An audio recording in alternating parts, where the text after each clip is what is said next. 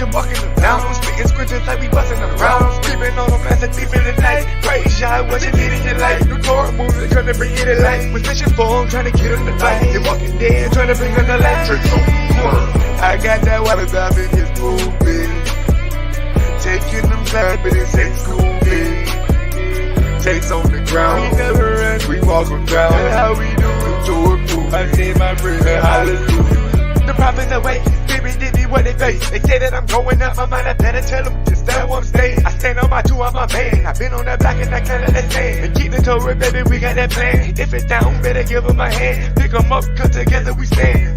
Granny had faith of a mustard seed. Uncle had faith in a bunch of keys. We sting your flat like a bunch of bees. The prophets had left, blowing their trumpet, we put in that work. They can't get for money. New Torah moving, yeah, we keeping it coming. But the tank told them if he try to go running, we walk them down like we searching for motives. We let out those scriptures, we load up the precepts. And they die right when you live, walking on the cats of Egypt. Who it down, now we up. Don't let them fool you. I say my praise, hallelujah. Takes on the ground, we never running, we just walking them down. Spitting scriptures like we busting them rounds. Creeping on them as a thief in the night. Praise y'all, what you need in your life. New Torah movement, trying to bring you to life. We fishing for them, trying to get them to fight. They walking dead, trying to bring them to life. I got that water dive in his movement. Taking them side, but it's ain't school, man. Takes on the ground, we never run, we walk them down. That's how we do it, Torah movement. I say my prayer, hallelujah. In the making, said the boss of y'all up in the prophets got them shaking. I need my plate, no sugar, no bacon. I got my fam by my side like we racing. Had to pull it together cause I ripped it in the minute, but I see us make it. I told her be patient without destruction, how we save it. Awaken by y'all, we keep praying. Baby, it's so amazing. I got that water that they get thirsty. I got the bull with me. I got that ocean I swim with them sharks and there is no tool with me. Get in my heart, they play the fool with me. Can't solo, got it cool.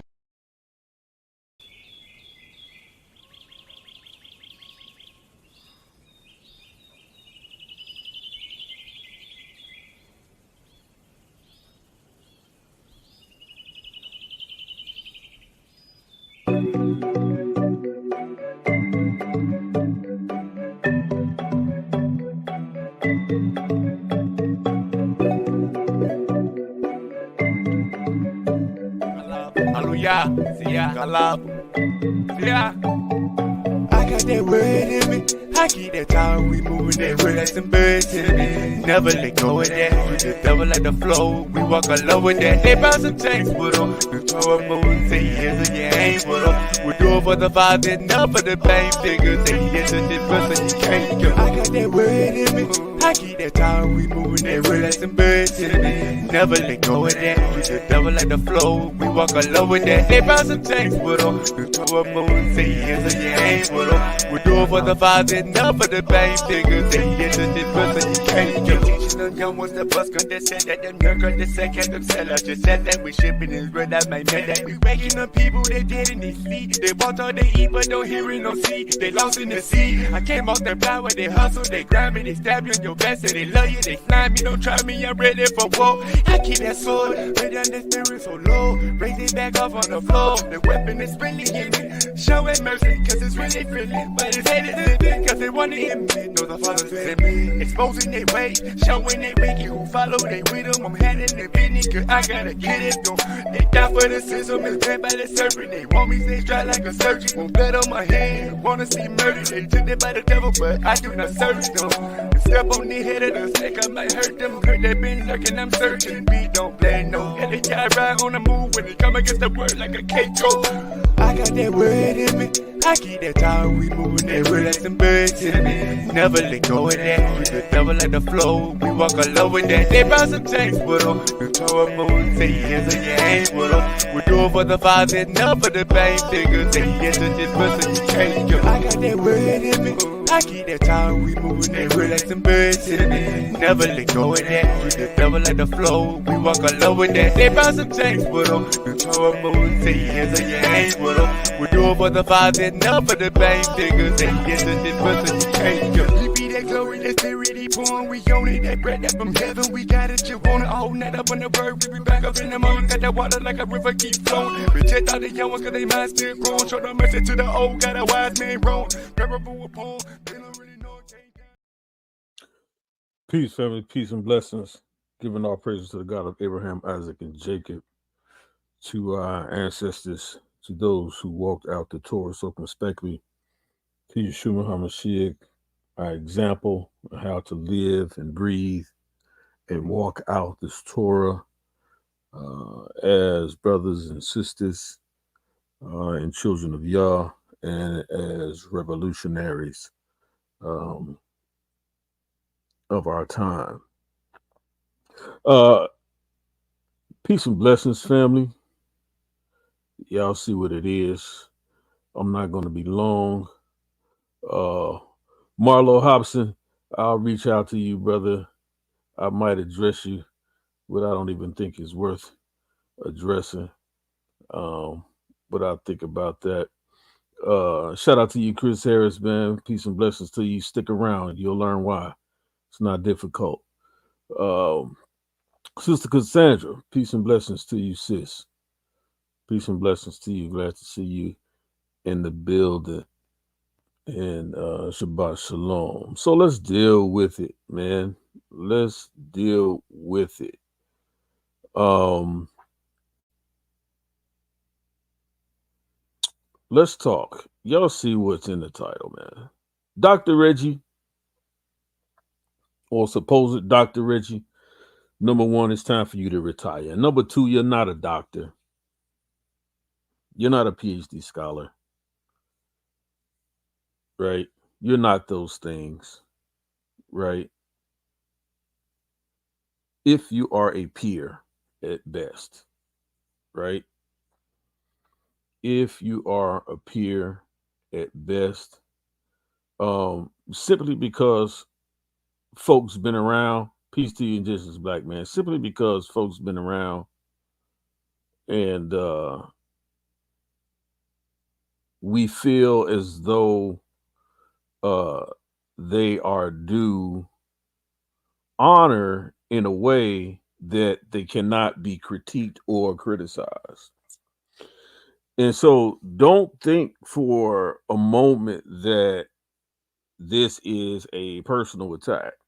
I'm simply dealing with uh, Reginald Mabry's scholarship and his incessant uh, horrible attacks on the biblical narrative, on the Bible, right? Which I have taken a stance to defend um, and espouse on and teach and exhort and encourage and uplift our people and walk through them hand in hand, shoulder to shoulder uh, in the scriptures as a wisdom text, right?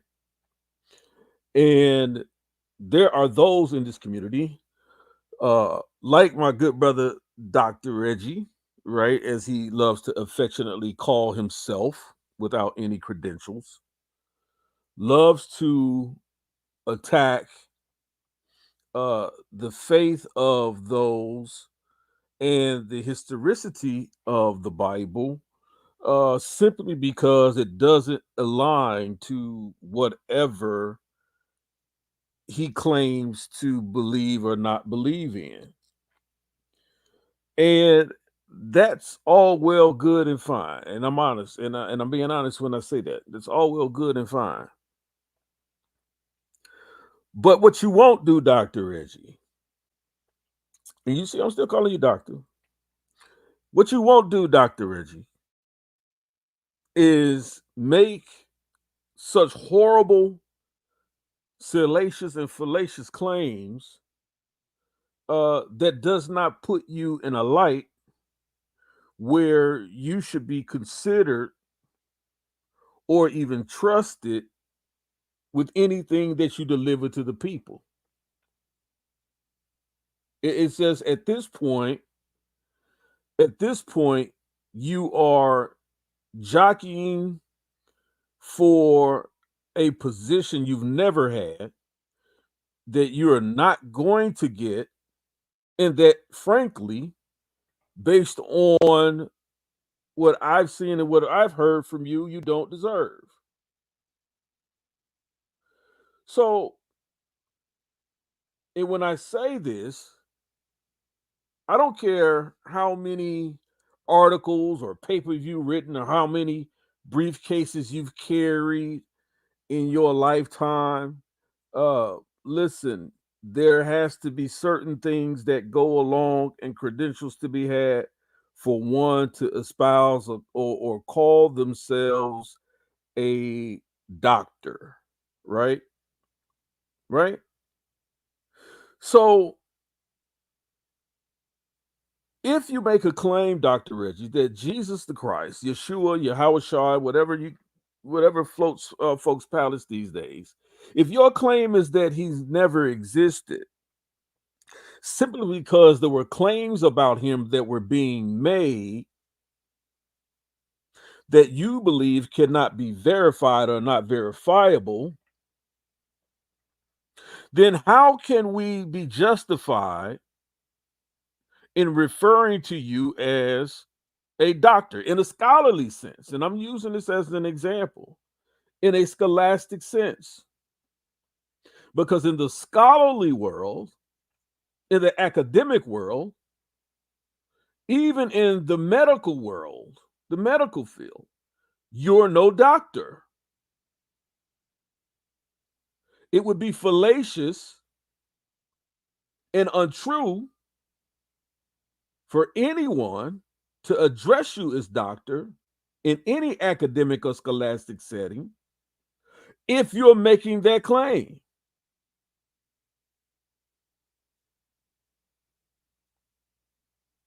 Are you, in fact, a doctor? Or are you a doctor simply because of the respect or the longevity you've had or the impact you've had on a particular group of people? And so, are you using the term doctor as a term of endearment? Is that obviously it's acceptable? It's acceptable. You being called doctor is a term of endearment. So when we talk about narratives and titles that we see in the biblical text, I find it difficult to understand why that concept of a historical figure, Jesus the Christ, Yeshua, Yahweh, that particular historical figure, that the historicity of the historical figure eludes you simply based on titles. Simply based on titles. Let me explain something. There will be no apologies going forth. I could absolutely care less about the feelings of grown men. I just don't. I absolutely can care less. It makes no difference to me. I don't live and breathe and move according to the comments or people's ideas of what Elder Yara should and should not do. I could care less, right? So let me emphatically state that I've never attacked Dr. Reggie. And when I say Dr. Reggie, I'm saying it in the same sense that most people give him that, that term of endearment, right? Because it's not something academically he can prove that he earned, or scholastically he can prove that he's earned, Those come with certain criteria. So let me say this, right? Let me say this. He asked the question the other day. I'm going to play some of the video. He asked the question that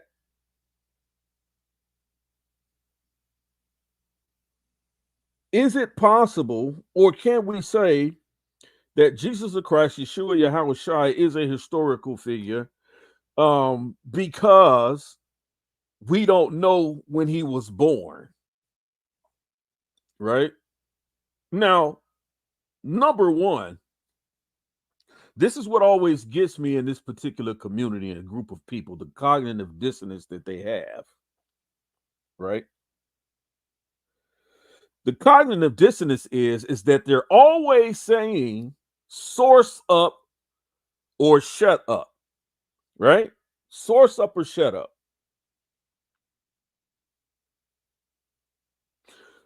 When they say source up, they're referring to scholastic and academic sources that support or prove one's premise or statement of facts or ideas.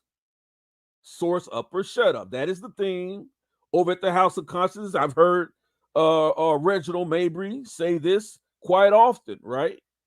I've heard others like Jabari say this quite often. Source up or shut up. And this is one of the things that they simply hide behind because they're unable to have truthful and honest conversations. Let's just put it out there.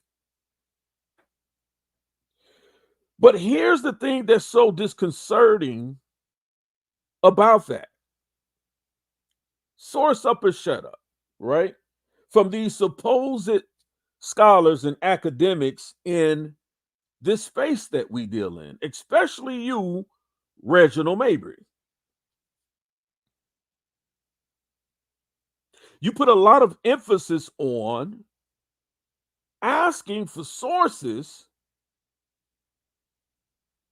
from academic scholars. So that tells us you put some type of weight, or you must hold some type of weight, or you acquiesce to the scholastic achievements and accomplishments of credentialed scholars, more specifically PhD scholars, because of the disciplines that they've had and the dissertations that they've written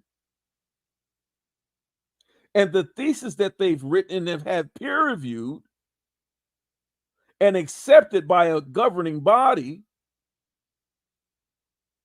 that of other PhD scholars that determine whether or not they themselves can be referred to as doctor. It's doctor. So PhD sources are the backbone, right? They are the backbone of a lot of debates and arguments, or what is considered as truth in this community. So you say, Reggy Mabry. So you say. So you say, Jabari. So you say. Right? Show us a source. What is your source for that?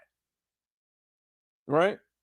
Whether it's a PhD scholar or whether it's a primary source, not so much as tutelary sources or secondary sources, but what is your primary source? What is your secondary source? What is your primary source? What does the PhD scholars say about this? When you ask the question,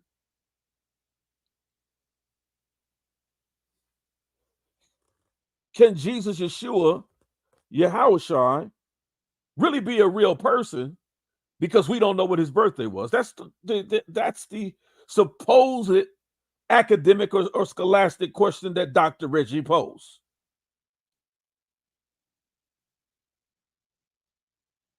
Right?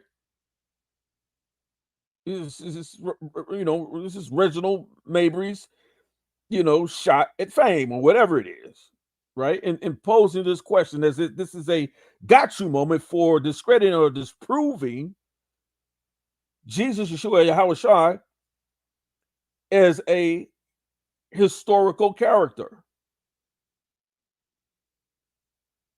right?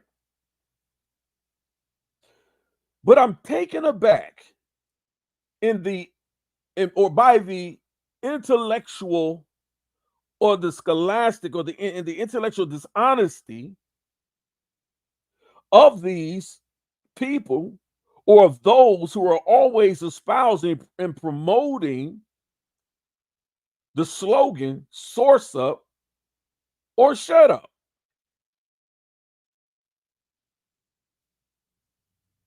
So please help me to understand that when it comes to the historicity of Jesus, Reginald Mayberry, that you hang it not just on that particular uh, um, statement or argument you brought out, but you honed in on if we can't prove or you can't show us when Jesus was born, if he doesn't have a birth date, then how can he be a real person? But people, let me show you the cognitive dissonance. It is a disease. I've always espoused that. Cognitive dissonance is a disease. But when we look at the consensus of the PhD scholars that you, pseudo Dr. Reggie, that you rely on to support your arguments against the historicity of Yeshua, Jesus of Christ, or Yahweh Shai, when you pose this argument, your cognitive dissonance, the disease that you have, and cognitive dissonance in this community is contagious. The cognitive dissonance you have in this community that you espouse, Dr. Reggie, you've shown us to suffer from, you dismiss the consensus of the PhD scholars that overwhelmingly in the majority suggest that Jesus was a historical person.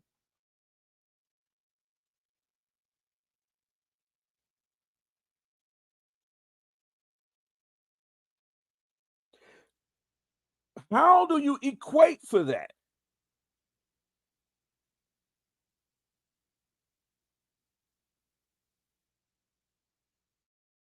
How do you answer to that? Cognitive dissonance is a disease and it's contagious, especially in this community. Right? Now, oftentimes,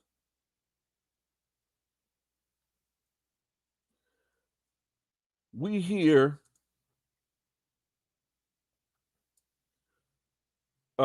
people like our good brother Reginald Mabry, and nobody asks me anytime. Ask me um, why am I attacking Doctor Reggie? Because first of all, he's a heathen, and number two, he's disingenuous, and number two, he's a very poor scholar. He has to be. He suffers from an acute case of cognitive dissonance. Because again, on one hand, every argument he claims that anyone makes in a scholastic setting or an academic conversation should be supported by PhD scholars, and we should rely on their work. But when you show them the overwhelming majority of work by PhD scholars that say Jesus was a historical figure, somehow they black out. They black out. They dismiss the work of the PhD scholars.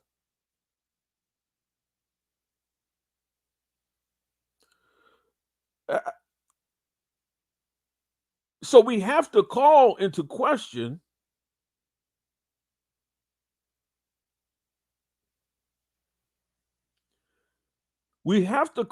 question why is there such a denial of history, especially when we're talking to supposed doctors, um, Ivy League school teachers or professors? Why is there such a dismissal of the historical Jesus?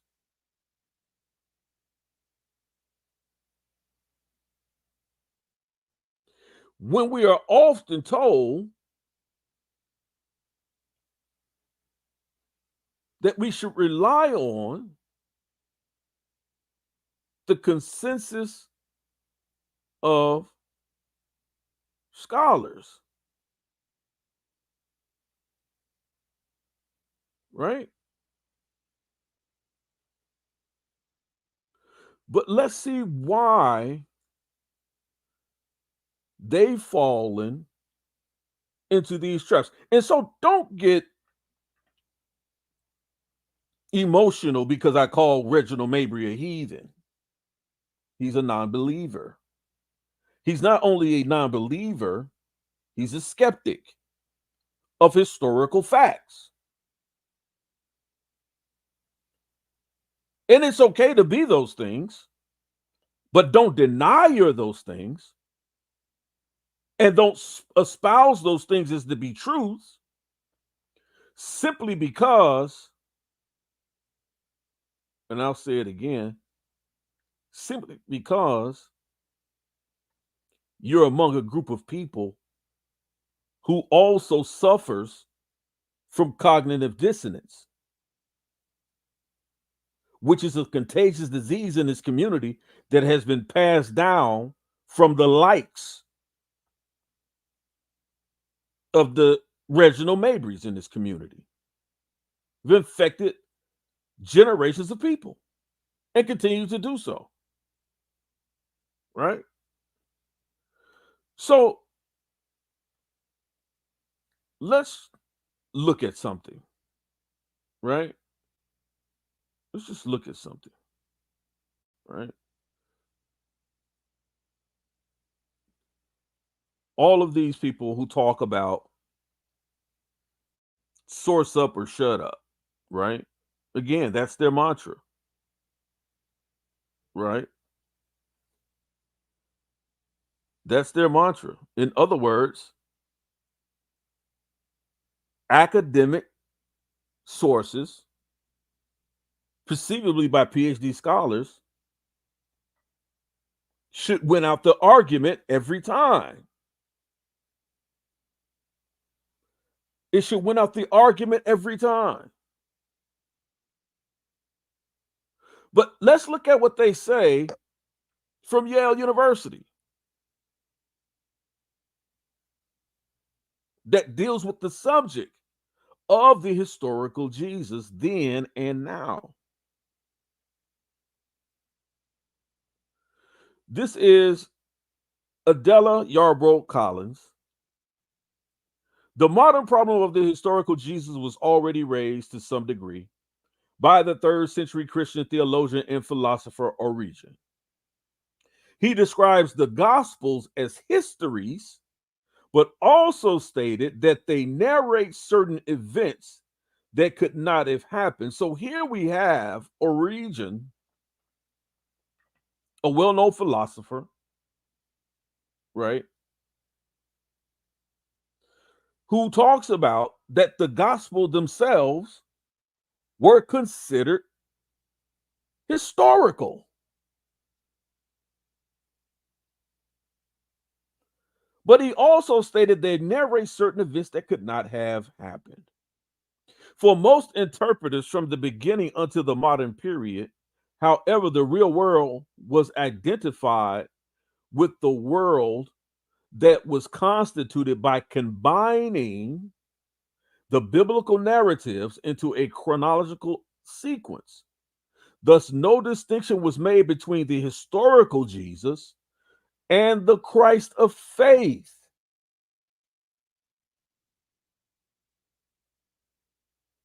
By the 18th century, thinkers associated with the Enlightenment attempted to redefine religion and social life, responding positively to the rise of modern science and negatively to the religious wars that followed the Reformation.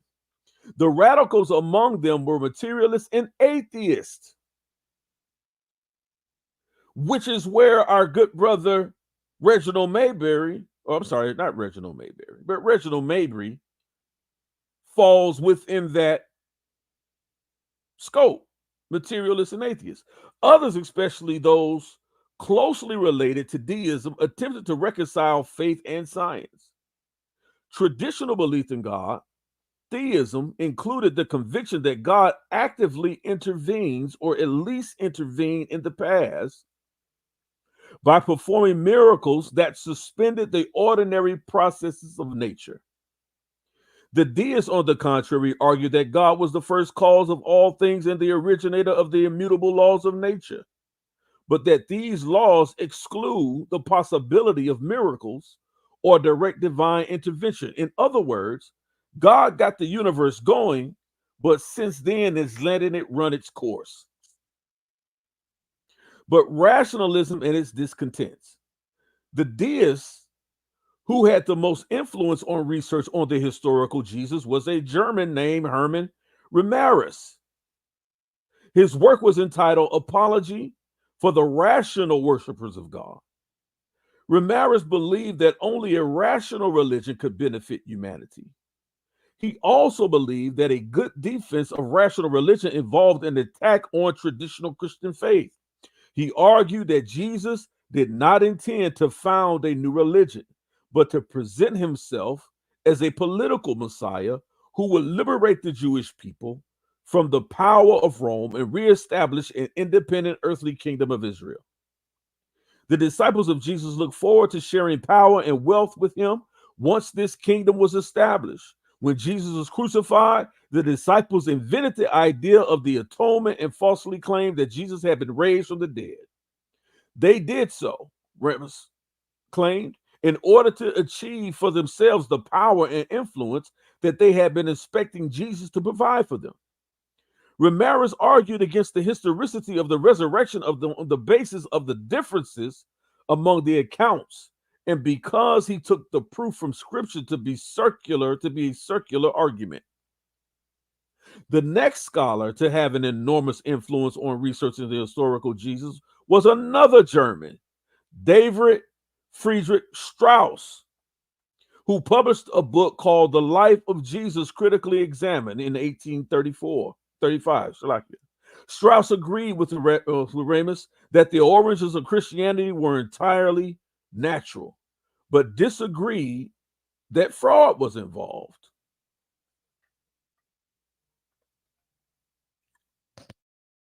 The problem may be illustrated with regard to the miracles of Jesus. And anybody wants to know, I'm reading from called The Reflections. This is Yale University School of Divinity. The Historical Jesus Then and Now, Adela Yarbrough Collins. Just for those of you who are just joining in. The problem may be illustrated with regard to the miracles of Jesus.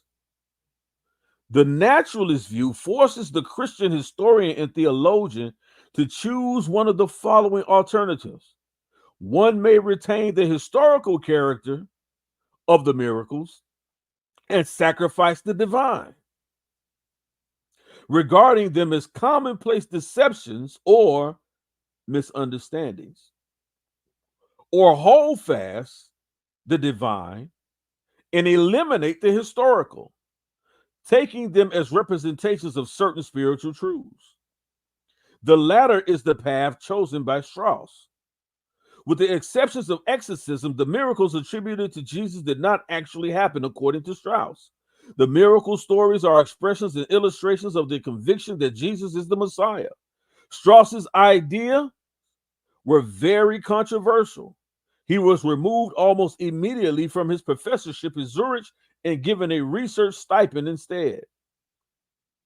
Most theologians in the 19th century, however, continued to construct interpretations of Jesus from deist, rationalist, and naturalist perspectives, which is where our good brother Reginald Mabry falls within those scopes.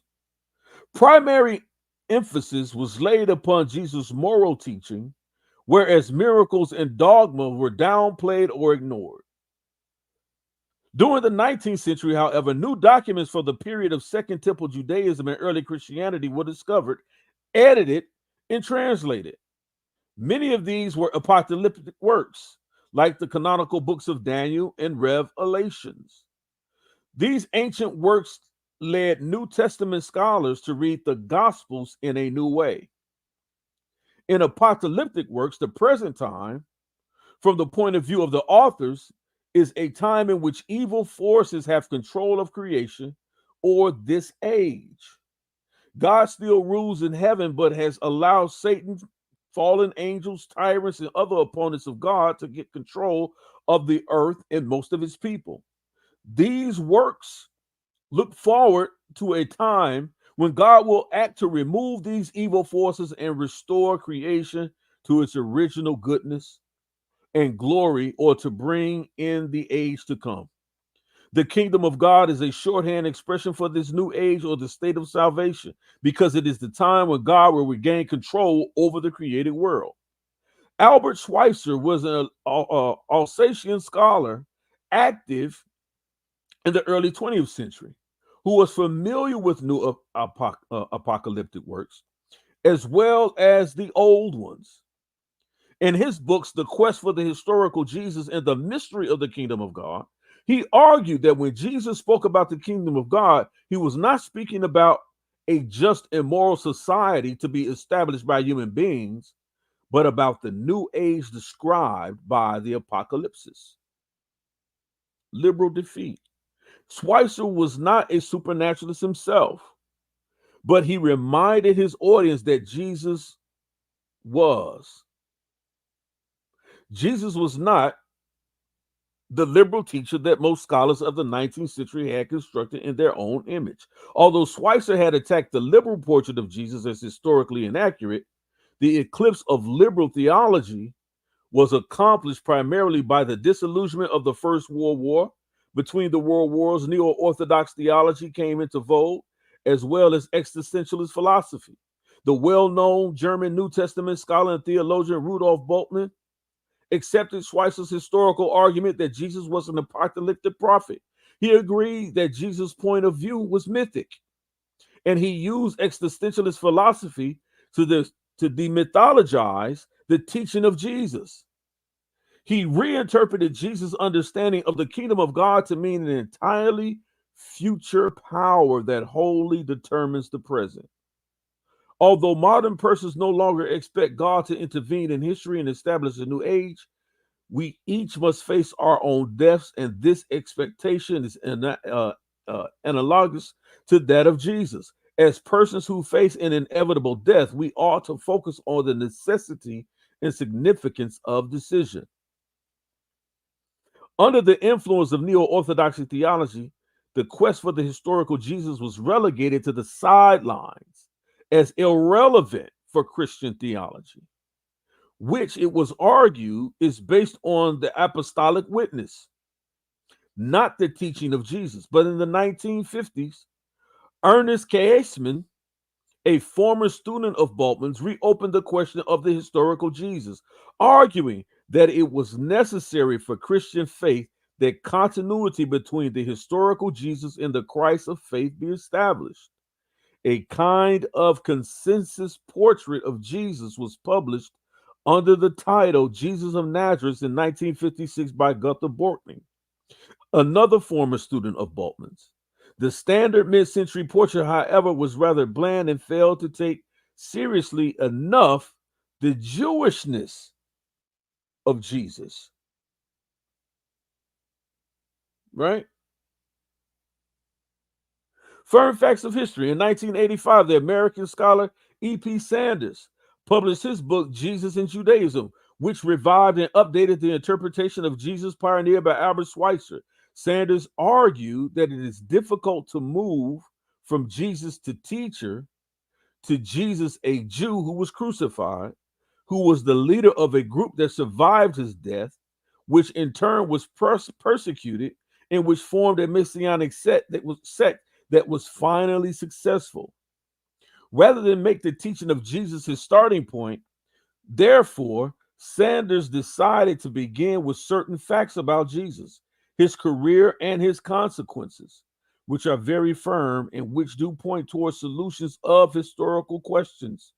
These facts are that Jesus was baptized by John the Baptist, was a Galilean who preached and healed, called disciples and spoke about there being 12 of them, confined his activity to Israel, engaged in the controversy about the temple, was crucified outside Jerusalem by Roman authorities, and that after his death, his followers continued as an identifiable movement, at least parts of which were persecuted by at least some Jews.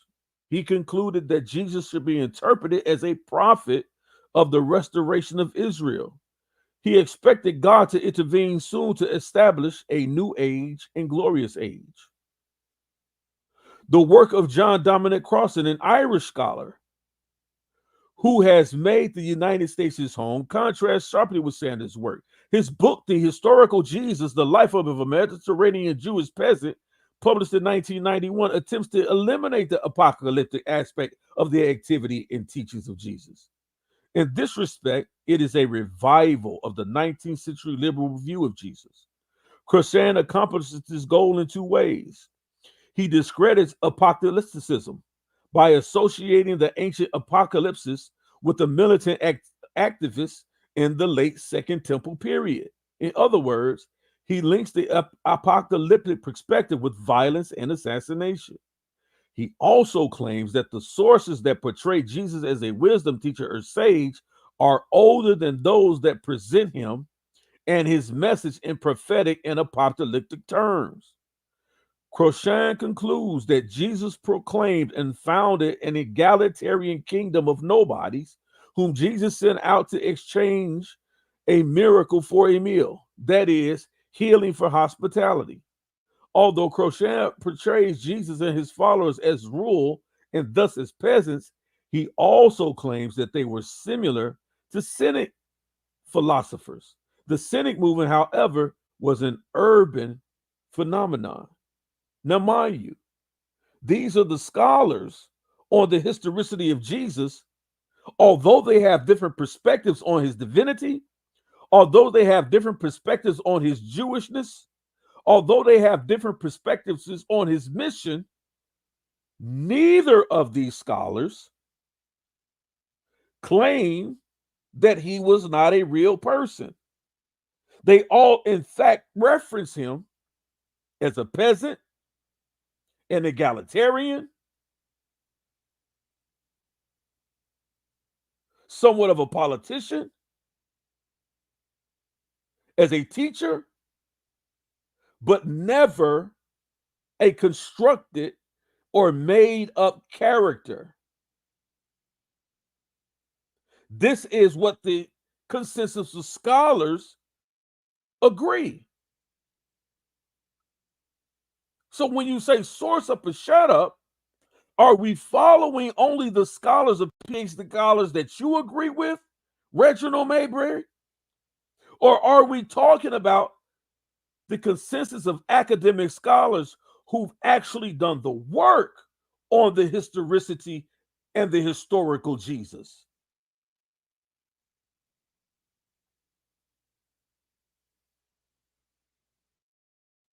Which ones are we following if we are to source up or shut up?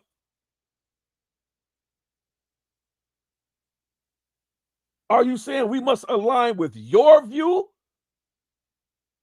on the scholars who agree, the overwhelming majority of scholars who agree that Jesus, Yeshua Yahushua, was an actual, real, historical person?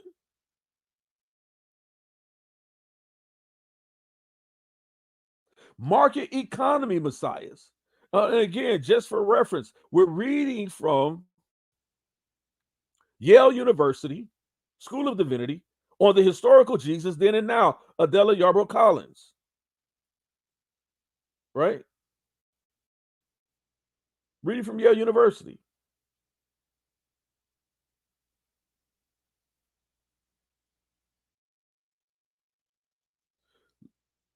Let's get back to it. The market economy messiahs. In the 1990s, some scholars criticized the whole enterprise of research into the historical Jesus. One of these, Dieter Georgi, spent part of his professional life in the United States and part of it in his homeland, Germany. Now, it's something to be said, and I'm going to say this. It's something to be said about the overwhelming majority of scholars who are dissenters towards a historical Jesus, that they all come from Germany or Germanic background. And if you actually understand what the Hebrew word is for German or Germany, it is the word Ashkenaz. Y'all just put that feather in your cap. Y'all put that feather in your cap. It says he wrote an article entitled "The Interest in Life of Jesus Theology as a Paradigm for the Social History of Biblical Criticism," which was published in Harvard Theological Review in 1992. Georgi argued that the aim of Ramirez and others who took up the quest for the historical Jesus after him was not neutral, but had a clear theological purpose to gain a verifiable reconstruction of the public career of Jesus of Nazareth, and to put this reconstruction at the center of reflection on theology and faith, turning this true Jesus into the center of theological discourse. He argued further that early theologies of Jesus were shaped by the cult of the extraordinary in Hellenistic Roman society, and that such fascination was related to the market economy of the time. In the late medieval and early modern period, interest in Jesus as a superhuman individual became prominent again with the rise of a new class of burghers as an economic and social force. The extraordinarily gifted person became a relevant and formative model for society. The preference for the divine in Jesus turned out to be an enlargement of the human potential. What Georgi calls the Borges concept of genius began to emerge in the 16th century. The idea of the genius embodied the interest of the bourgeois in reproducing and strengthening itself. Or he concluded the contemporaneity of the new quest with the end of the New Deal and the restoration of the bourgeois in the United States and Germany after World War II, and within the confines of burgeoning market-oriented Atlantic community is not accidental. Elizabeth Schussler, another German, Fiorenza is a German-educated scholar who lived and worked for most of her career in the United States. She took an approach similar to George's with a feminist perspective in her article, Jesus and the Politics of Interpretation, published in the Harvard Theological Review in 1997. She argued that the two dominant hermeneutical approaches in Jesus' research are historical positivism, represented by Crochet, and canonical theological positivism, the approach of the American scholar Luke Timothy Johnson. She proposed a reconstructive paradigm that understands history not so much as scientific proof, but in the terms of memory. She claimed that the flood of allegedly new scholarly and popular books on Jesus does nothing to undermine fundamentalist desires for a reliable account of the historical Jesus or religious certainty about the meaning of his life. At best, one can glimpse the historical shadow of Jesus, but how his picture develops will always depend on the lens one uses, that is, on the reconstructive model adopted. If the memory of Jesus' suffering and resurrection, understood as an instance of an unjust human suffering and survival, is at the heart and center of Christian memory, then she argues the critical line lies between injustice and justice, between the world of domination and a world of freedom and well being. Yet, she never says Jesus wasn't a historical figure. Reginald Mabry, pseudo doctor.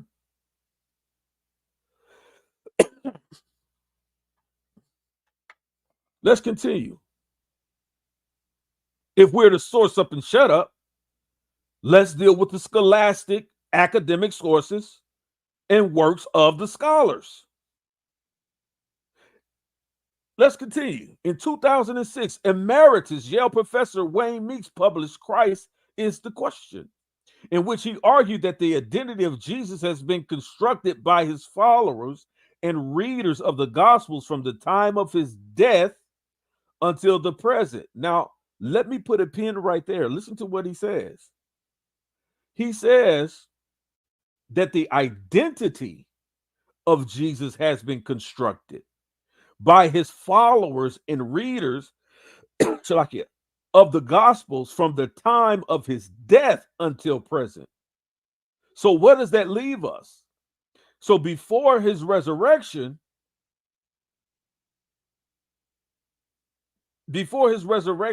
and crucifixion, anything dealing before that time, he makes no argument about whether or not Jesus was a historical person.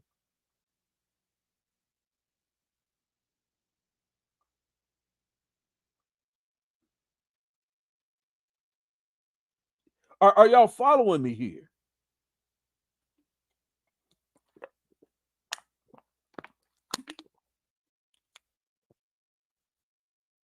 In 1991, 1994, and 2001, the American scholar John P. Mayer published 3 volumes on the historical Jesus under the umbrella title, A Marginal Jew. A 4th volume is projected.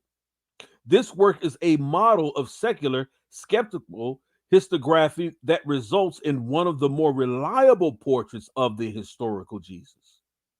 What then is the state of the question? What can be said about the historical Jesus today? Historians have labeled Jesus as a prophet, as the Messiah, as a miracle worker, as a rabbi, or a teacher. Jesus, however, apparently did not look and behave like a prophet. John the Baptist wore what had become the typical dress of a prophet, a garment of camel's hair and a leather belt. No such attire is attributed to Jesus. John was ascetic, in other ways too. He ate locusts and wild honey and was famous for fasting. In contrast, it was known that Jesus did not teach his disciples to fast. In fact, he was accused of being a glutton and drunkard. Yes, he was accused, but did he teach them to fast? That's incorrect, because we know that the scripture says that Jesus taught that certain spirits only would come out by fasting and praying. So when the scholar here says he didn't teach them how to or about fasting, he's incorrect according to the biblical narrative. This contrast suggests that Jesus' self-understanding and message were different from John's in important ways. Rather than emphasizing sin, punishment, and moral renewal like John did, Jesus portrayed God as a reaching out to those who had turned aside. His was a message of love and joy, and he embodied it in table fellowship, sometimes even feasting that prefigured and symbolized the rule of God. Teacher, prophet, exorcist, risen Lord. Jesus is also presented as a teacher and interpreter of Jewish scripture and law. According to Mark, the people of Capernaum were amazed at his teaching because he was teaching them with authority, not as the experts in the law taught. It is likely that Jesus did claim an extraordinary authority in his teaching. It may be that he did so indirectly with the conscience of being a prophet. Soon, however, perhaps already during his lifetime, this authority was understood to be unique and linked to his Masonic status. According to an early, deep, and widespread tradition, Jesus performed mighty deeds or miracles. Among all the mighty deeds that Jesus is said to have done, the most likely to be historical are the exorcisms. The idea that demons could possess and torment people is a part of folk religion, but it's also had a place among the learned in Jesus' time, especially those who taught in dualistic apocalyptic terms. During his lifetime, then, Jesus attracted some followers as authoritative teacher, others as a prophet proclaiming the kingdom of God, and others as an exorcist who had the power to overcome evil spirits. It is likely that some drew the conclusion that Jesus was the Messiah during his lifetime. We're talking about what the scholars are saying.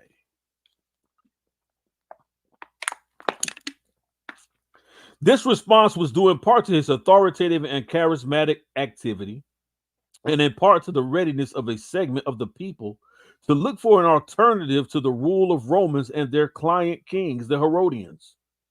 The crowds that Jesus drew no doubt attracted the attention of the authorities. Not long after they heard some of the people proclaim him as king and saw him overturn tables in the temple, they arrested him and executed him. This event must have been a devastating shock to his followers. Some of them interpreted his execution as the typical fate of a prophet. It is much more surprising from a historical point of view that other followers of Jesus interpreted his death as the preordained death of the Messiah, since this idea was not only new, but against the grain of contemporary expectations, but about the Messiah of Israel. Instead of giving up that idea, Jesus was the Messiah of Israel because he suffered and died, rather than a Messiah who led the people to victory over the Romans. This group of followers interpreted the concept of the Messiah after some of their number had experienced Jesus has risen from the dead.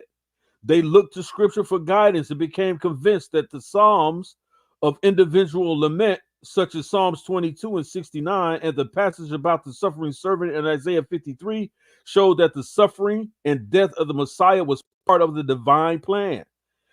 Excuse me.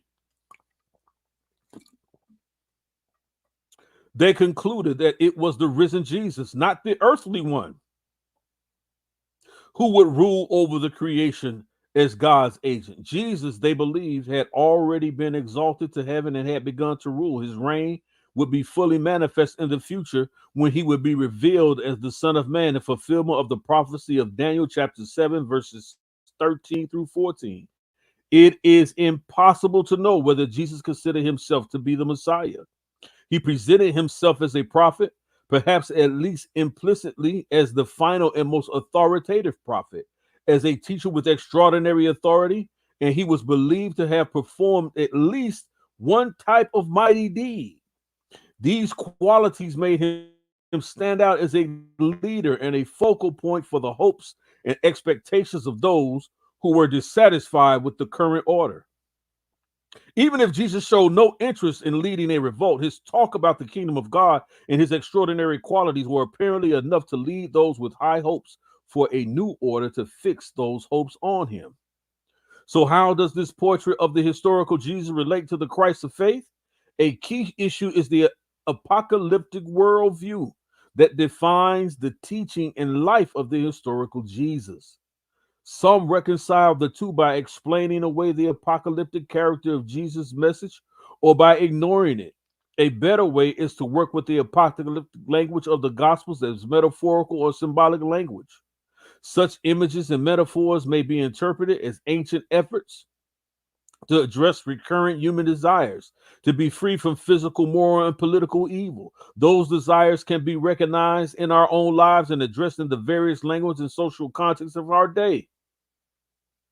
The author of this article, Adelo Yarbrough Collins, is a Buckingham Professor of New Testament Criticism and Interpretation at Yale Divinity School, where she has been teaching since 2000. Her recent books include Mark, a commentary, Fortress, published in 2007, The Beginning of the Gospel, Probings of Mark in Context, with and Stock 2001, and Cosmology and Eschatology in Jewish Christian Apocalypse, Brill 1996. So when you talk about the consensus of scholars and what the majority scholars say in the development or the understanding of who Jesus the Christ was, or who Yahweh Shai or Yeshua was, they say everything can be questioned. Whether he was a prophet, whether he was a martyr, whether he was a politician, whether he was a charlatan, all of those things can be looked at as reconstructive models adapted for the historical Jesus. None of the scholars claim that he never walked the earth. They refer to him as a peasant, but they never say he never existed. Some may even question whether or not he rose from the grave. But that could possibly fall in the category of the reconstructed model that many took on the historical life of a real man called Jesus. There's no question about the historicity or the historical facts of Jesus, Yahweh Shai, Yeshua.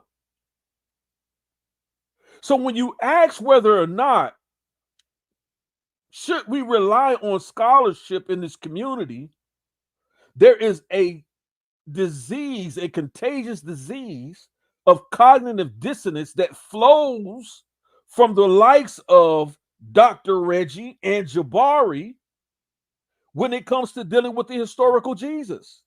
Because for whatever reason, when it comes to supporting their claims, they rely solely and heavily on PhD scholars. But when it comes to the historical life of Jesus, they completely dismiss the PhD scholastic work in academics. That is the true definition of cognitive dissonance and scholastic and intellectual dishonesty.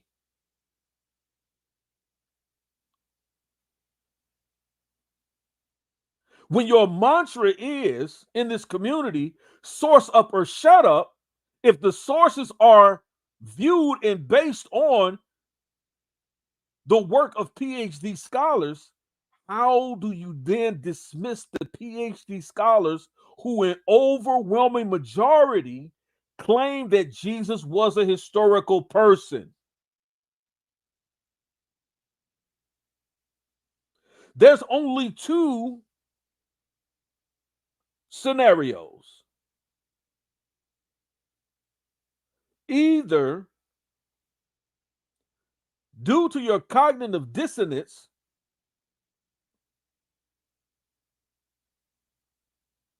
you have simply become immune to what true scholarship is concerning the historical Jesus. That's number one. Or simply, you're intentionally disingenuous. And in either case, you cannot be trusted with scholarship. You cannot be trusted to teach. You cannot be trusted to hold court on this subject.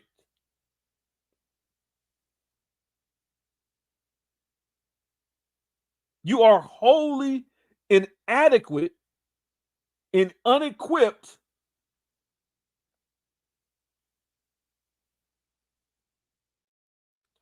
to make these arguments.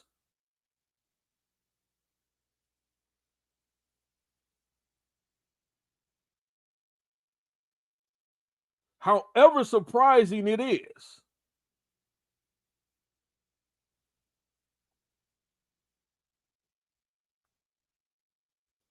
But when it comes to the scholars, you cannot make solid arguments against the case for historical Jesus, Dr. Reggie, specifically for this show, Dr. Reggy Mabry Bill. Y'all remember Fire Marshal Bill, right? Y'all remember Fire Marshal Bill. This is Dr. Reggy's form of scholarship. Y'all remember Fire Marshal Bill. Let me show you something. Let me show you something. Let me show you something. Let me show you something. Let me show you something. Let me show you something. Let me show you something. Let me show you something. Let's show you something. Let's show you something. Let me show you something. Let me show you something. Let me show you something. Let me show you something. Show you something. Let me show you something. Let me show you something. Let me show you something. Let me show you something. Let me show you something. Let me show you something. Let me show you something. Let me show you something. Let me show you something. Let me show you something. Show you something. Let me show you something.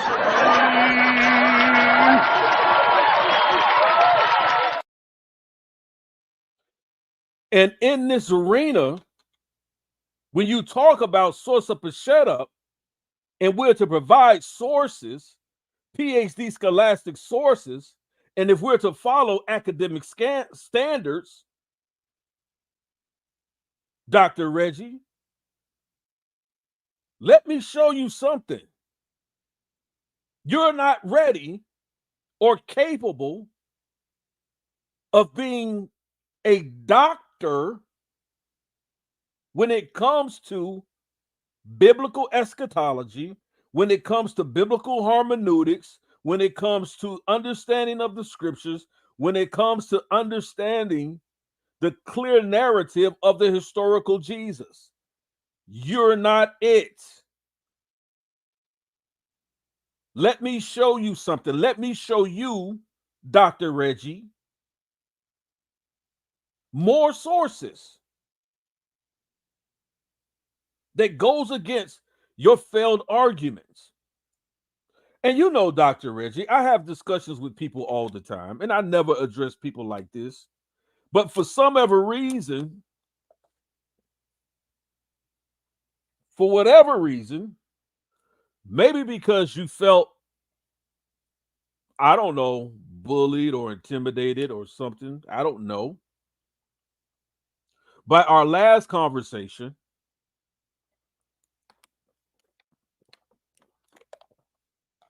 that somehow you found it necessary when I challenged you to a debate on your horrible argument that Jesus could not be a historical figure because he doesn't have a birthday. Really? So when I challenge you to show you something, you decline to have a discussion. You and I, one-on-one, only dealing with the information based on claims that you made.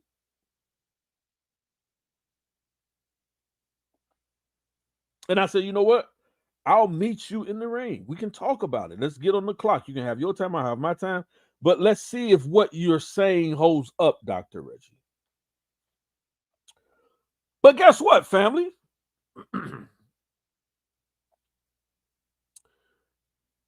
Guess what?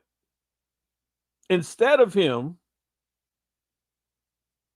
wanting to have a scholastic conversation with me, he decides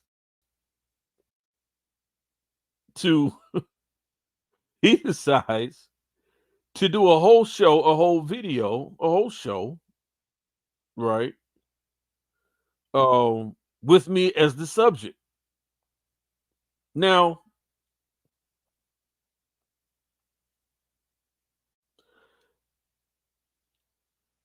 I have to say, and let me do this real quick. Let me do this real quick.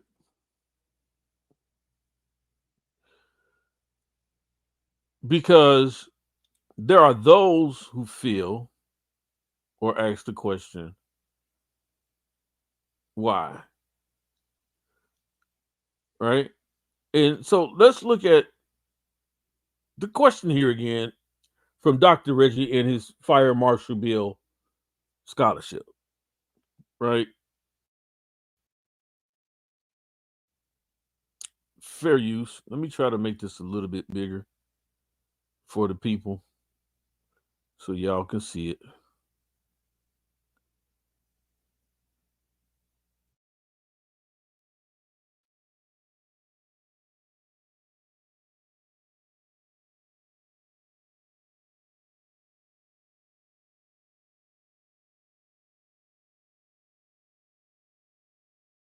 Y'all put one in the chat if y'all can hear it.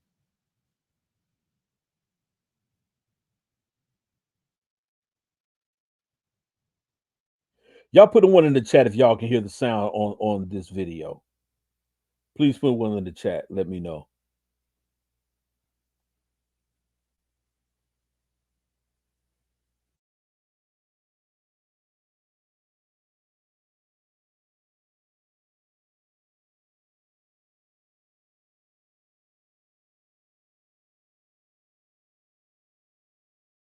You said no sound. Let me figure this out. Let me see how I can play this. Hold on. Hold on. Let me see how I can do this. How I can get this sound going on here. Let's see here. Because I want y'all to hear this from Brother Reggie's mouth. Let me go back into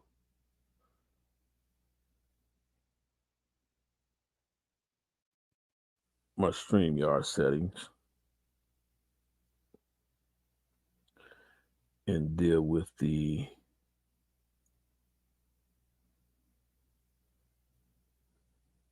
value.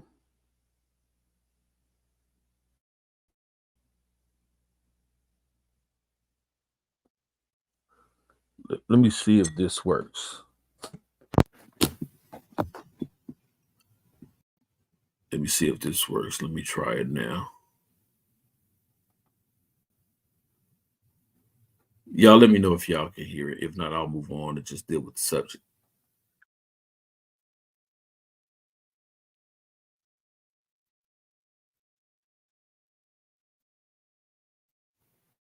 Can y'all hear that? Put in one in the chat if you can hear that.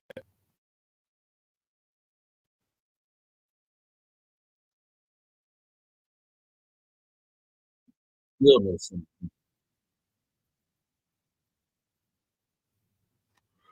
Well, let me figure out how to get the sound on this.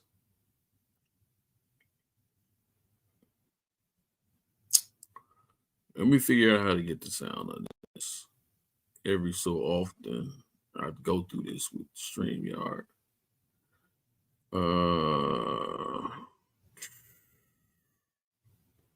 That's good because I can. Let me see if I can get some internal sound. Oh, okay. I see what the problem is. Hold on. I'm gonna try to share it again.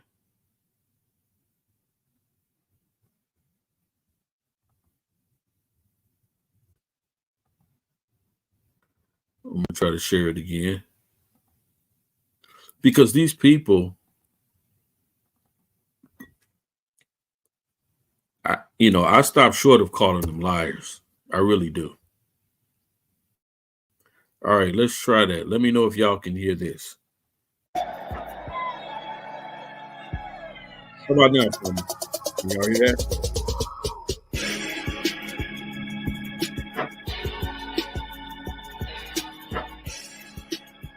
Awesome. Awesome.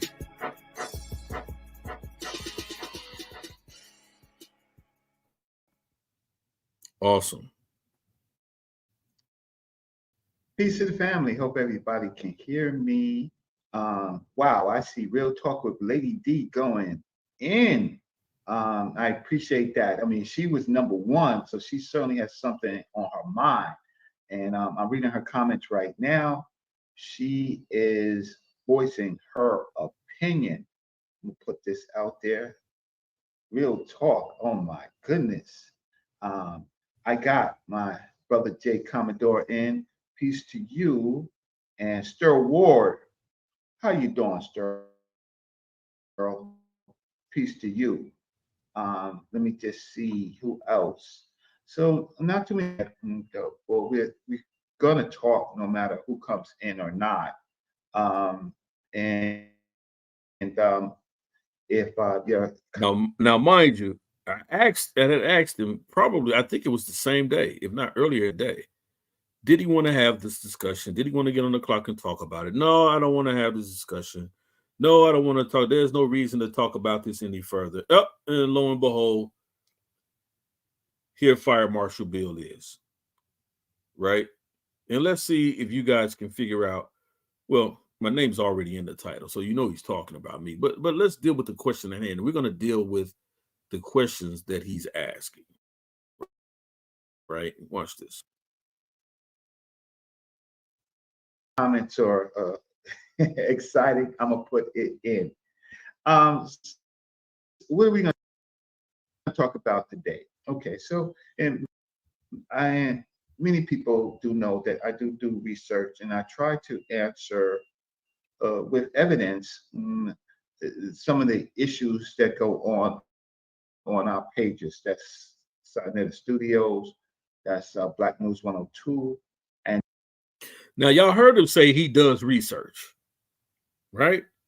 Y'all heard him say he does research. So we're going to show what his level of research leads him to. And then you guys tell me if this is something we shouldn't call into question, because he clearly says, I do research, right? So let's listen. And then there's now the HOK debate coliseum. And I tried to answer some of the questions for the audience because I think the audience needs evidence for things that are said. So last night, well, yesterday, yesterday, we were discussing Jesus's birth, and we was discussing Herod. And Herod is something that we can discuss because there's some evidence about the Herodian family, right? Hey, shout out to Latoya, my aunt. There you go. Shout out to Afro Nation. I got a lot of sisters on my platform today. Wow, that is so great. And the issue is when we discuss history, we should discuss history with evidence. The problem is like Lady Real Talk with Lady D is saying, is that we're grown people, and there's a lot of grown men on this channel, and you know they are discussing, or we end up discussing fairy tales. And now, he said earlier in this video he does research. Now, we just read from a Yale University scholar that goes through almost centuries and centuries, even up to modern day time, of scholars who address the historicity of Jesus. And they all agree that there was a historical Jesus. Now, whether or not they had different perspectives on the historical Jesus, they still all agree, as most consensus of scholars agree, that Jesus walked the earth. Yahweh Shai, Yeshua walked the earth, a flesh and blood human being, whether they call him a peasant or a charlatan or what have you, they all agree that he was a historical person. Now, how do you equate a historical person as a fairy tale? This is what I mean about the cognitive dissonance that exists among these people. It's to a point where it's not even comical.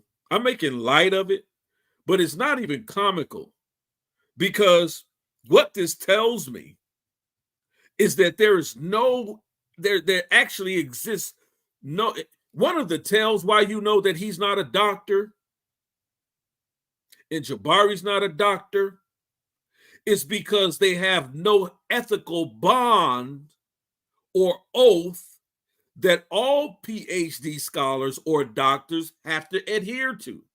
They have no oaths to be honest about the information they hold to and about the information they disseminate.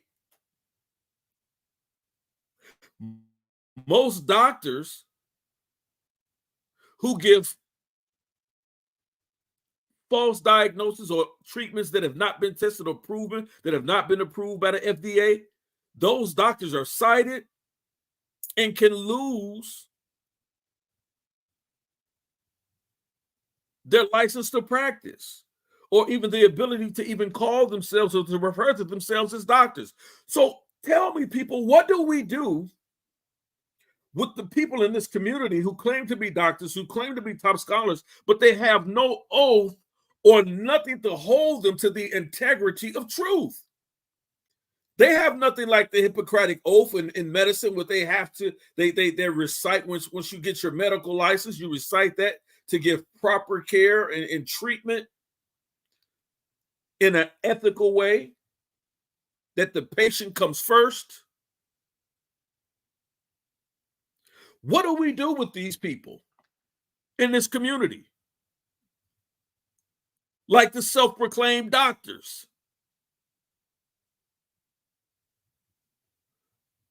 What do we do with them? They don't have a scripture to hold to. They don't believe the Torah, right? They don't believe the 10 Commandments. At least that even the courts at one point recognized that as something to behold to, that I solemnly swear to tell the truth, the whole truth, and nothing but the truth, so help you God. The 10 Commandments were once displayed prominently, and it's still in some courtrooms, but displayed prominently in the courtrooms. Why?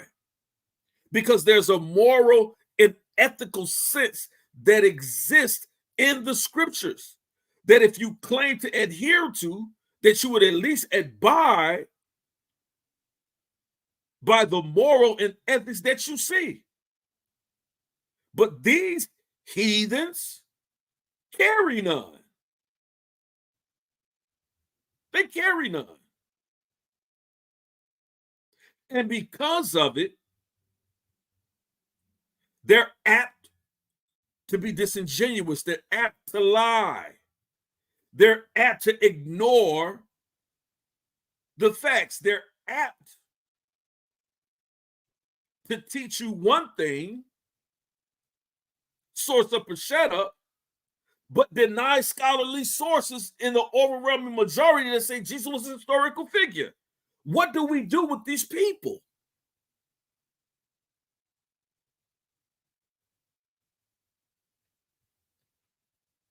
What do we do with these people? They can't take dissenters. They can't take people calling them to the carpet. Exactly, Mario Faith Warrior.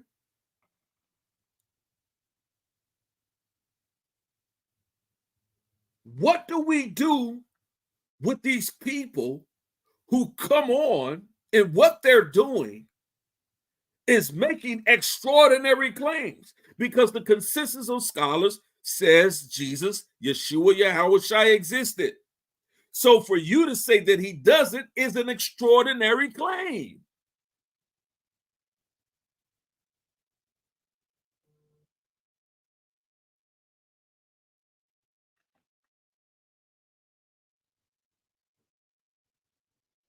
You cannot take people out of the historical record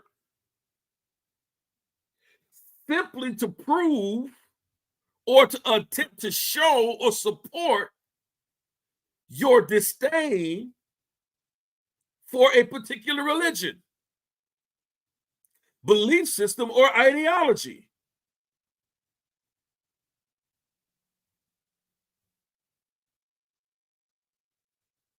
That doesn't label you in the category of a doctor. That labels you in the category of a charlatan.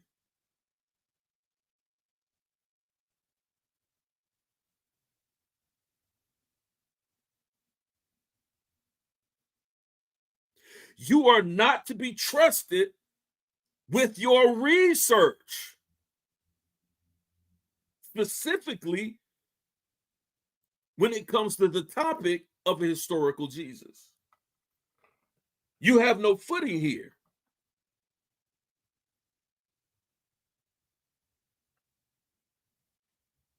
What business do you have here? Because clearly you have not studied the consensus of scholars when it comes to historical Jesus, Yahushua, Yeshua. You have not. Let's continue.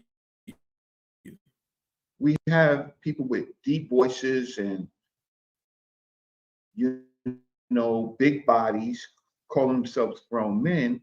But when I mean, I don't know what those grown men would look like. I mean, deep voices and big bodies. I mean, I don't know what, you know, I don't know what kind of men you're referring to, Reggie, that you have some type of affinity for.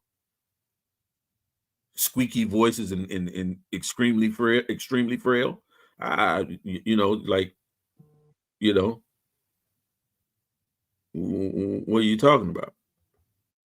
you ask them certain questions, then it has to state, you hear these things, we all know this,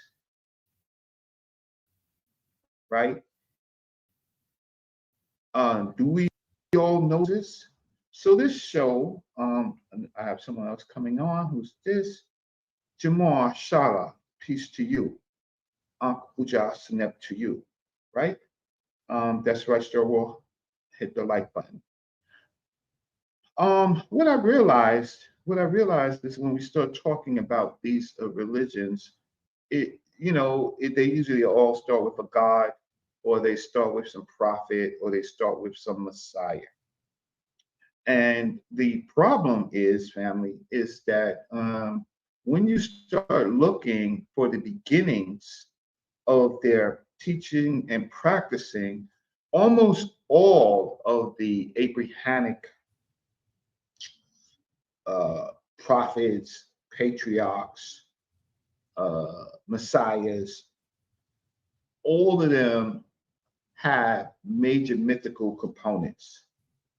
And so today I'm trying to have an open conversation with you on something that I think is really, really important. It's the root of it. Now, some of you are Hebrews, meaning that you don't believe in the New Testament. Some of you are Hebrew Israelites, meaning that you use Hebrew as a base, but you really believe that in Christ. Some of you are Muslims. Some of you are Kemetic. Some people believe history. I study ancient African cultures. I happen to know ancient Tawi, or the two lands, which they call Egypt, the best. I've been studying that for the longest. And I could do good research on Sumerian culture when I have to. And I have good friends that actually do that, by the way. But getting back to the point, let's. In other words, you stand for nothing. That's what you just basically just said. You stand for nothing. How do you go talking about from what your belief is and others believe and what they believe in the Abrahamic faiths and what people think that they may be Kemetic and this and that, and then you talk about what your friends research.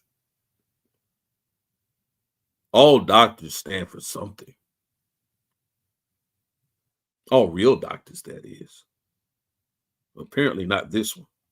Have a conversation on this figure called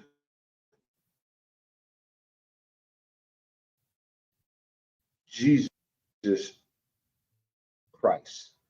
Can we do that about it? So I want to ask you, and let me put out the StreamYard link, right?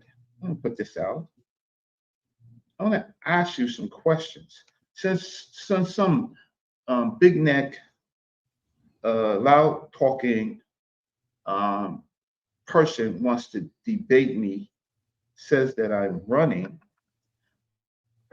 Like a chicken with your head cut off. Really, I don't have the time to, or the reason to have long debates about nothing.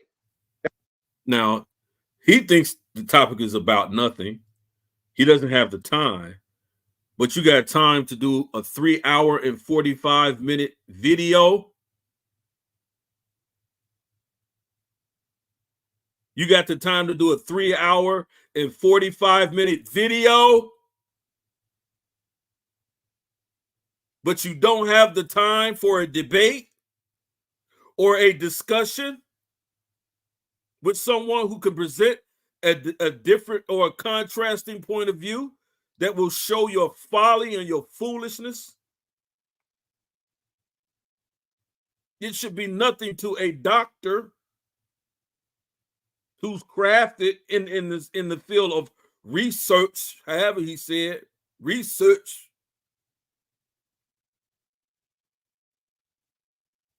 Who are you fooling?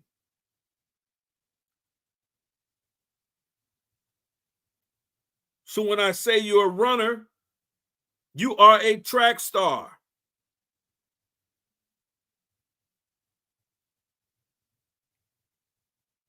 You're a track star at best, a retired track star.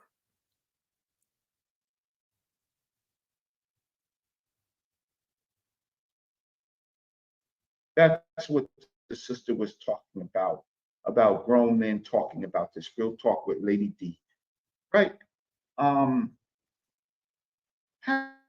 Having huge talks and avoiding the things that you should prove.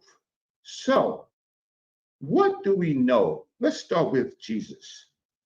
Matter of fact, this is going to be the Jesus show, right? I'll put the link in, right? What do we know about the beginnings of Jesus?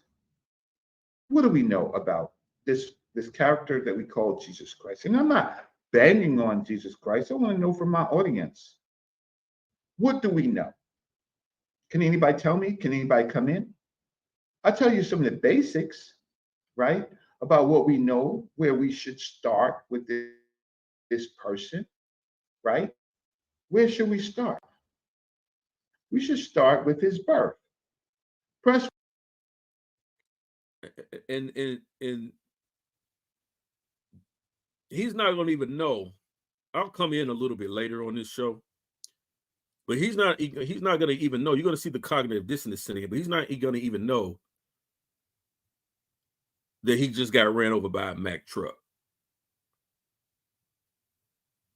because they're blinded to facts. Watch this. One, if we should start with the birth of Jesus Christ. Press 1. Should we start with the birth of Jesus Christ? No, let me ask the family. Should we? If we have an overwhelming majority of scholars who claim that Jesus Christ is a historical figure, how really important is the question or the burden of proof rest on his birth date? Like, come on, family. Let's be honest. Let's be real. Right? Let's be completely honest about this line of questioning. right? Let's be honest about it. How really significant is his nativity, is his birth, if we already know that this is a grown man who at least for 30 to 33 years walked the earth?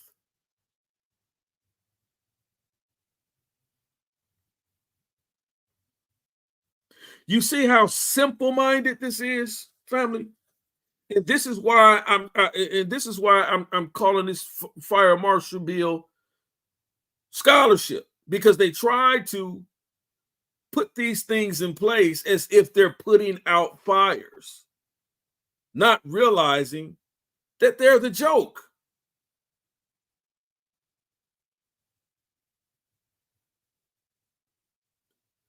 This is wholly simple-minded questioning from the good doctor. If the overwhelming consensus of scholars said that Jesus Christ, Yahweh Shah, Yeshua existed, how significant is his birth to his existence? How else did he get here?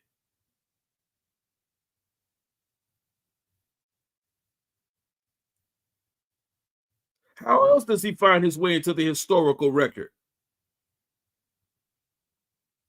My good doctor.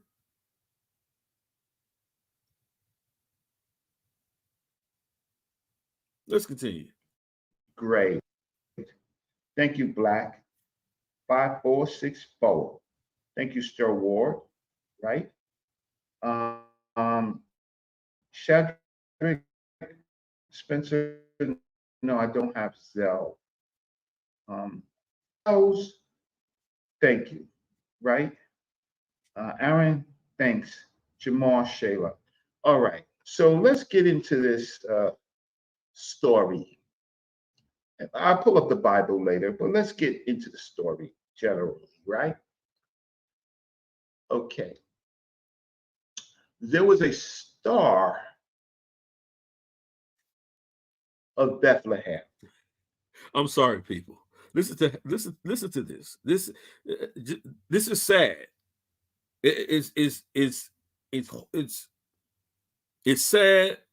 And after this conversation that you see in this angle that he tries to take, this is simply why he should retire. Right? He should retire.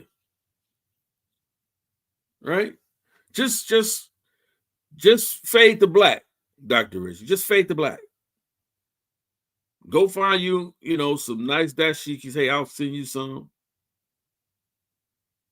I see you used to smoke cigars. I don't smoke them anymore, but I'll send you the Cubans that I had on my shelf. I don't smoke anymore, but I'll send you the Cubans that I have. I'll send them to you, Reggie. I'll send you a dashiki, a nice dashiki, and some Cuban cigars and some fuzzy green and pink and blue bunny slippers, whatever you need to feel comfortable in your retirement.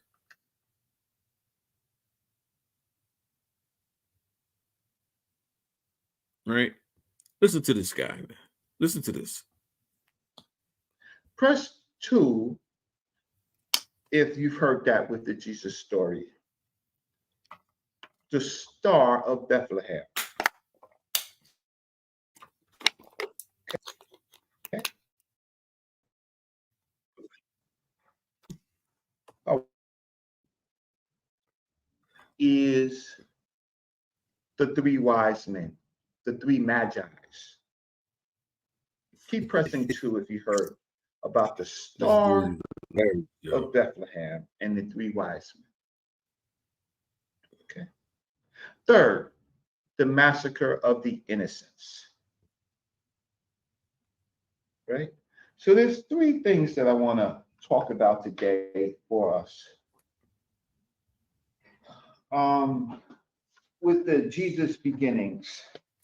So there is a Star of Bethlehem. Let me find something to write on. There's a Star of Bethlehem, and there's the three magi's. Anything? Professor Lovely Lady, you are so right.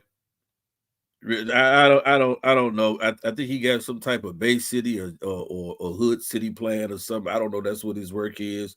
I don't know, but these guys are they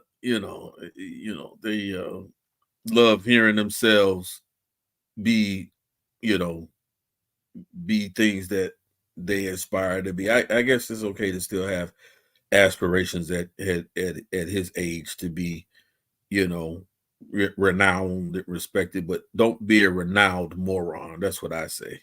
Yeah. Something. Star of Bethlehem. You all should be writing this down. The three wise men. Why should we be writing it down, Reggie?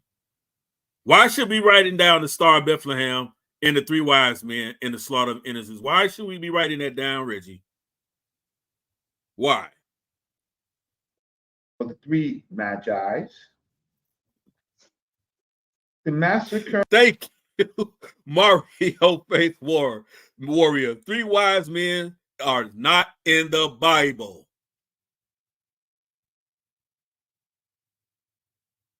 Reggie, you don't belong here. Of innocence. Let's just start there. There's some other areas, and if anybody in the chat can put in some of the other stuff. Because before, Sakina Ra, how you doing, sis? Look, thank you. So the Star of Bethlehem. So they would want us to believe that during the time of the birth of this biblical figure that they give the name of Jesus, that there was a Star of Bethlehem. Now, this Star of Bethlehem, if it appeared, would have appeared all over the Levant. It would have been seen in Egypt. It would have been seen in Syria. It would have been seen in Mesopotamia. It would have been seen by all of the earth that was that had nighttime sky. They would like you to believe, okay, they would like you to believe. I'm gonna mute you until you talk, Kenneth.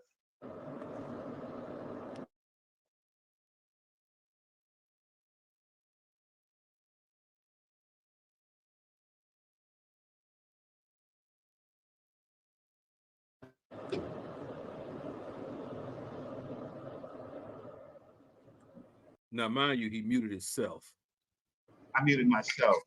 That this star was only seen over Bethlehem. They would like actually like you to believe that. Let me see if I can mute my brother. Okay, there it goes. I'm just going to mute you just until you talk. And so press 1 if you believe that. I just want to have an off-the-cuff conversation, as Malcolm would say, between you and I. How many of you press 1 if you believe that there was a star just over Bethlehem? Press 1. And Kenneth, if you want to say something, you can wave your hand. And again, to anybody else that want to come in, I want to have a conversation. Press 1. Well, I'm not going to see too many ones because it's a star. Okay. Well, we need that star for the Jesus story. Am I wrong? Now, this star, right, seemed to have awakened the curiosity of the three magi's. Okay. What are three magi's? What does that mean? The three wise men, who are they? They are Persian.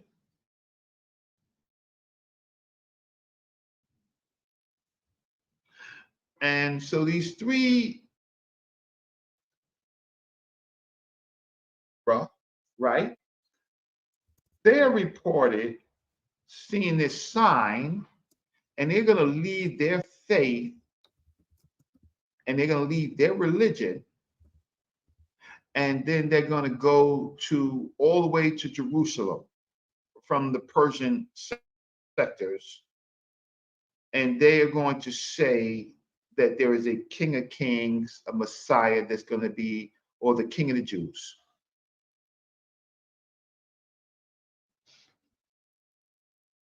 Press 2 if that sounds really strange. That three wise men who are Persian is going to go to Jerusalem and is going to try to find some information about some baby being born, and is going to talk to the Jews in Jerusalem about the King of the Jews. Press 2.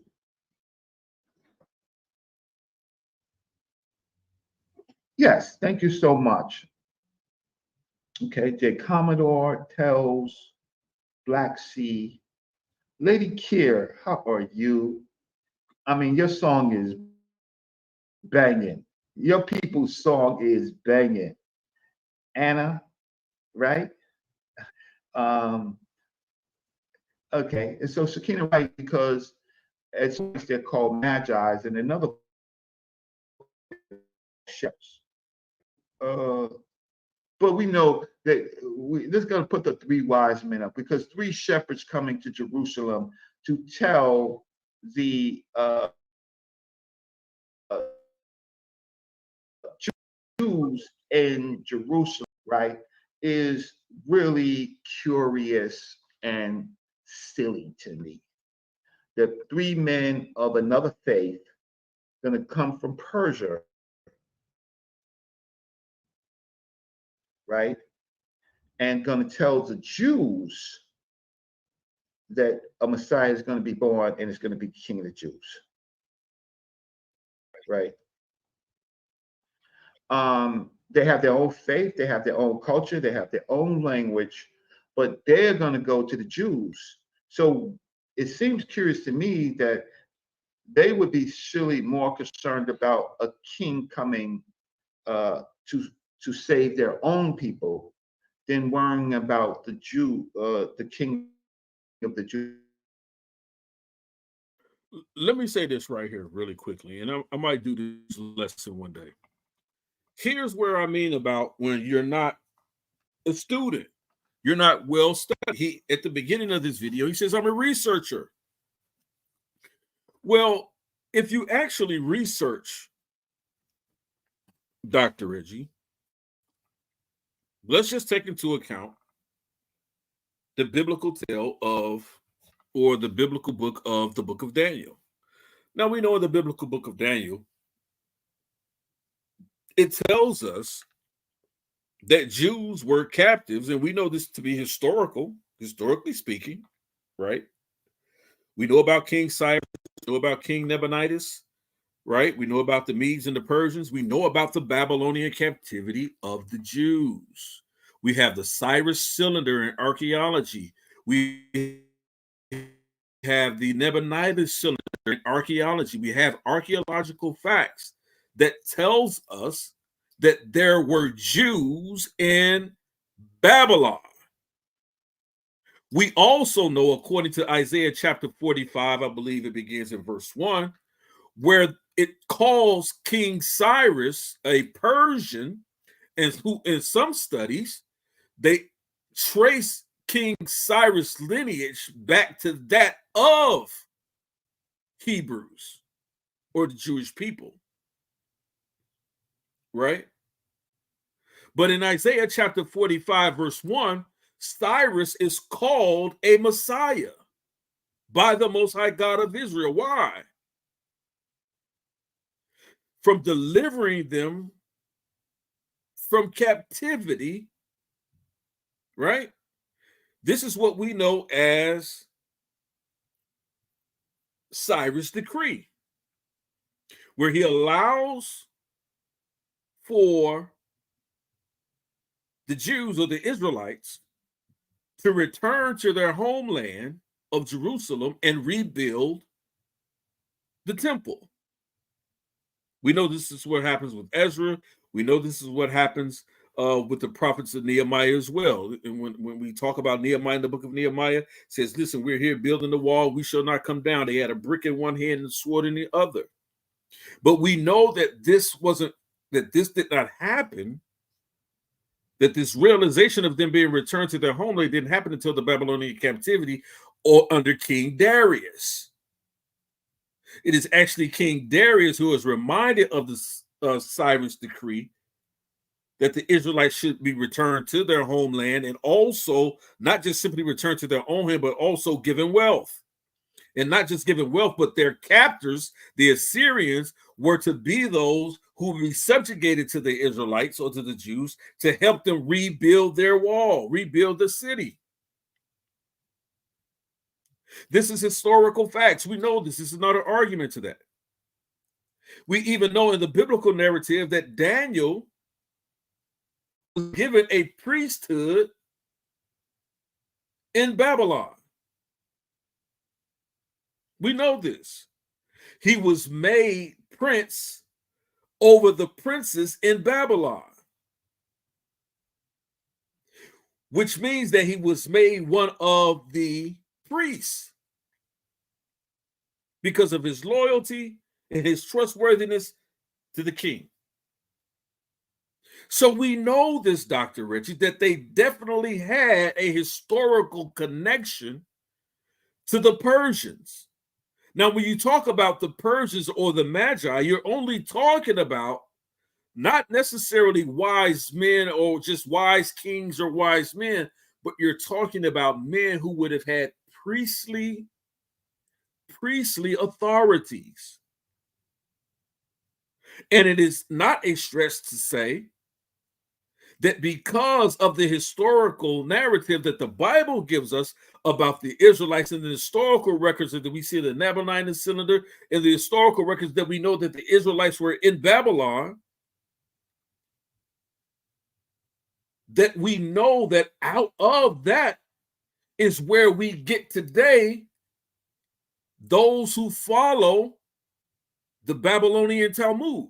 Well, how did we have a Babylonian Talmud? Because their belief system, their Torah, was also believed and taught during their captivity in Babylon. So they would have known, according to the book, the prophet Micah, and throughout the Hebrew Bible, they would have known and looked for the specific signs of the coming Messiah, the one who would be of the seed of David. Now, we can argue whether or not that's Jesus, Yeshua, Yahweh Shai. That's not the argument here. My point is that these magi, and the Bible doesn't say 3, Dr. Reggie, so you died right there, retire,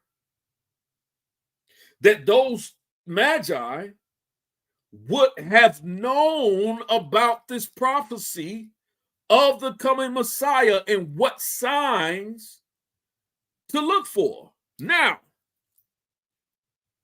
to Dr. Reggie's really poorly unmade and really silly point, right? Let me read something for you guys, right? Just let me read something, just a little bit, right? Because what we do know is that during ancient times, and you see this even in the biblical narrative, you also see this with some alliteration to St. Jerome. When St. Jerome talks about the bright and morning star, I'm sorry, the morning star, not the bright and morning star, but the morning star. And he equates that to Lucifer, right? That is equated to Lucifer, not equated to Jesus, Yeshua, Yahweh Shai. He's equated to the bright and morning star. When we talk about the morning star, what were they referring to? What were they referring to when we talk about the morning star? They were referring to not a star as we understand, like the sun is a star, and there are stars, a constellation of stars. But they talked about something, a celestial body that outshone most other celestial bodies during specific times of observation of the stars. What were they referring to? They weren't referring to a star as we understand a star is defined today, but they actually were referring to a planet which we call today is the planet Venus. See, this is what I mean about when people claim to be doctors and studiers, I'm sorry, that's not even a word, doctors and students of these things, and they ask these really ignorant questions as if to be authoritatively speaking, when they should actually be students and sitting and learning.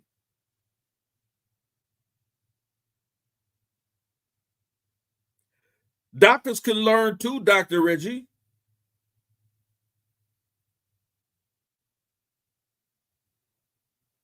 The planet Venus in biblical times and ancient times was referred to as a star.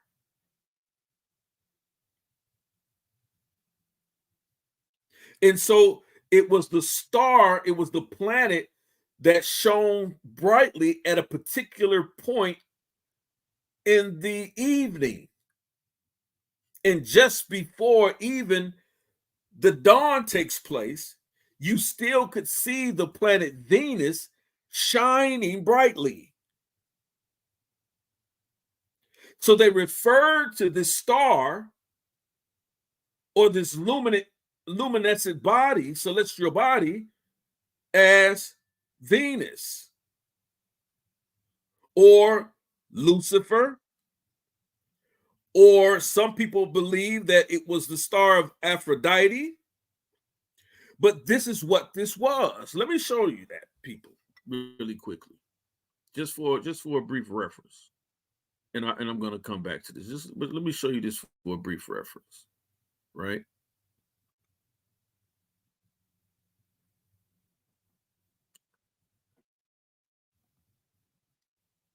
So let me show you this for a brief reference.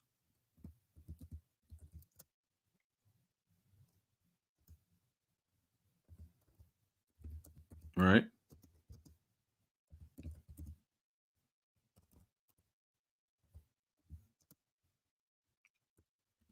This is what I mean when people say that they actually study or they do research. Right? Let me show you something. I'm going to share my screen. We'll make it bigger so y'all can read this.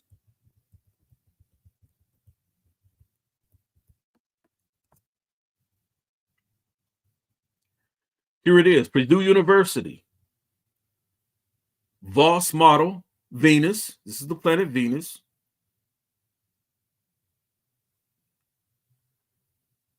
And it says,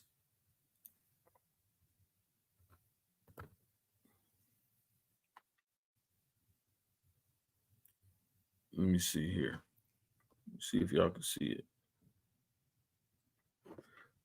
Put a one in the chat if y'all can see. I have a picture of the planet Venus. There it is. And this is Purdue University. Is the source here. Right? Thank you, Sister Cassandra. Purdue University.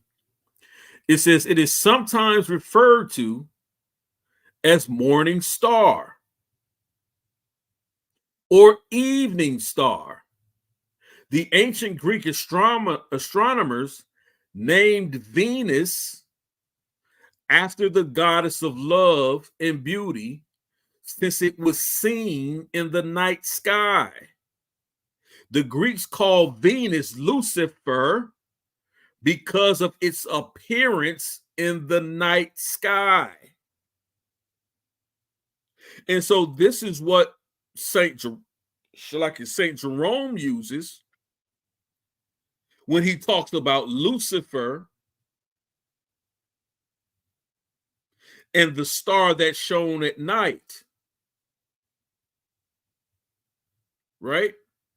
The reason why it was oftentimes referred to as the morning star at times is because you can see it right in the middle, right as when Paul, see in the scripture, well, in Paul's letters, Paul refers to a moment in time, and I don't think most people really know this. He refers to a specific moment in time just between when the night becomes the day, right? That moment when darkness leaves and light appears, or the dawn appears. Paul refers to that as a moment in the twinkling of an eye.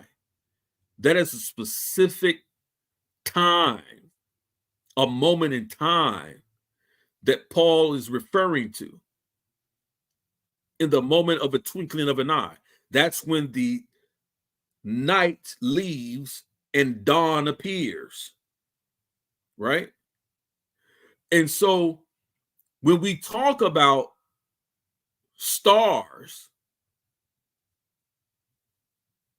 especially those of the Babylonian Magi, we know that they were great astronomers. And so when you're looking for an actual star, Dr. Reggie, more than likely, you're looking for a planetary alignment or some type of occurrence that you would see the stars or the brightest star in the time, which would have been the planet Venus. But let's look at what scholars actually do say, right? Let's see what the scientists say. And sometimes I have to do these types of things because you can't really get it out with these guys because, you know, they get frustrated, they get flustered. They don't really want to have a conversation, as he lies about. They don't want to have a conversation. They just want you to listen to their ineptness. That's what they want you to do.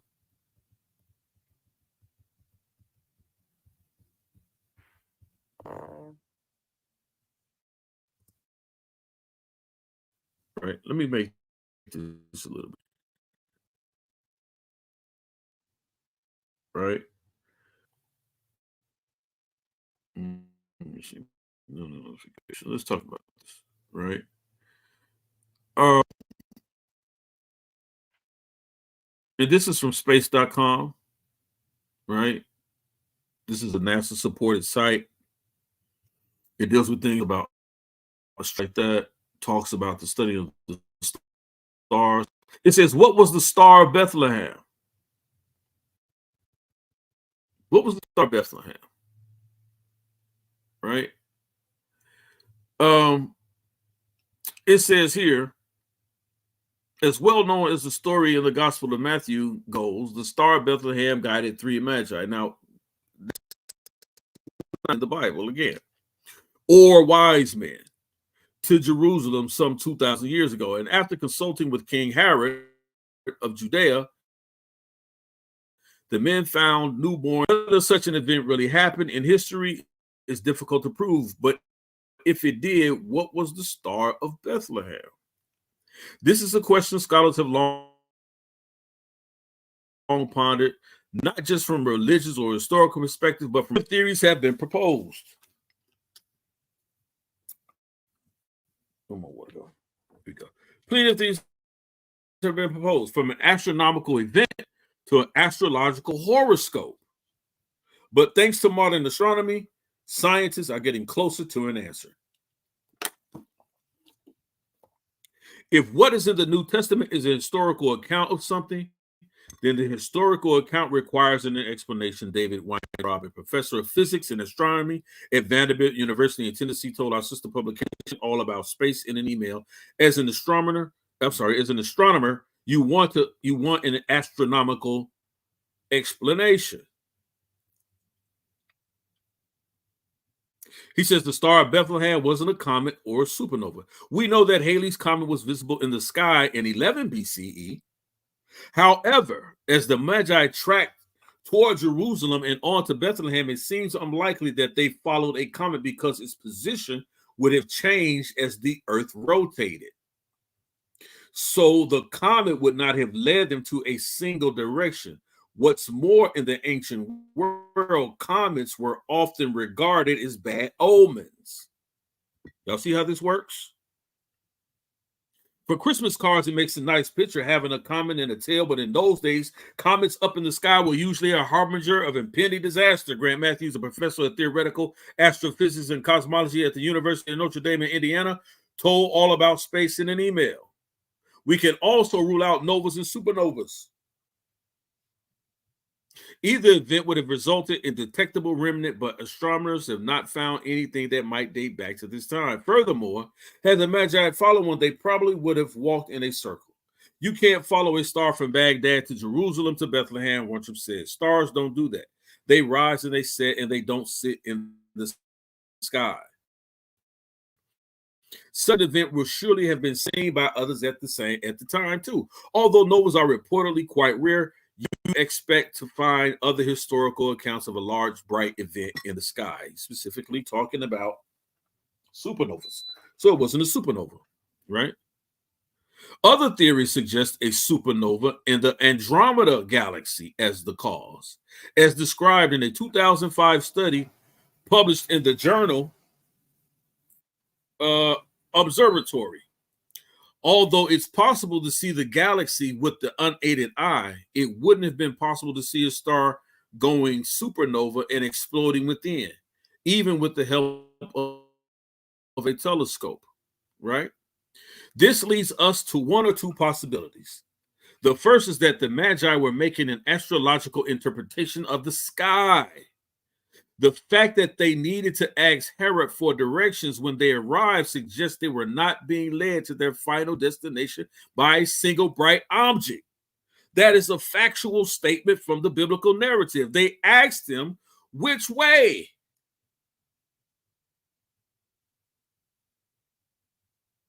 Astrology was widely used at the time. Listen up, Dr. Reggie. With the Magi coming from Babylon, it's plausible that they were astrologers.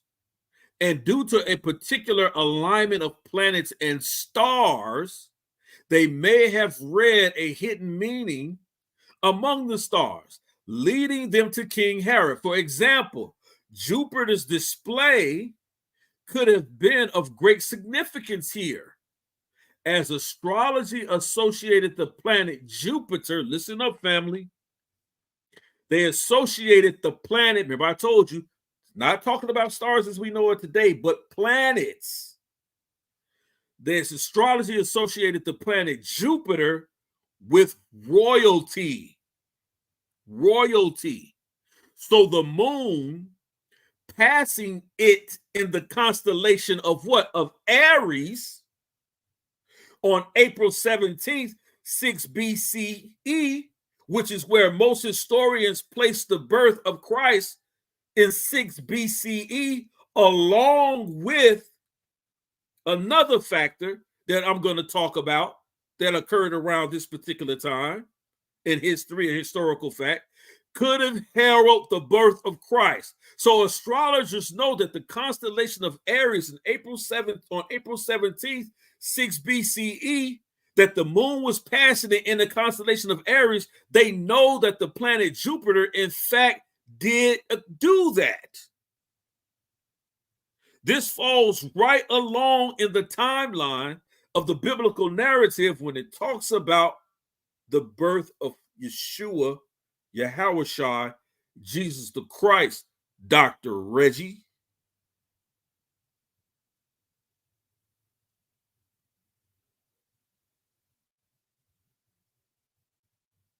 The evidence is there. This falls within the timeline. That's all we're looking for. But modern astronomers don't put any credence in astrology. But modern is important in this context, which you've said. What's important is what people thought 2,000 years ago. Astrology was a big deal back then. The explanation I have found that makes the most sense is that it was an astrological sign. They looked at it in terms of astrology. And the significance of the planet Jupiter at the time, which they would have called a star, just as they did the planet Venus, they equated Jupiter with royalty. And as I said, Dr. Reggie, the Magi were known as great astrologers.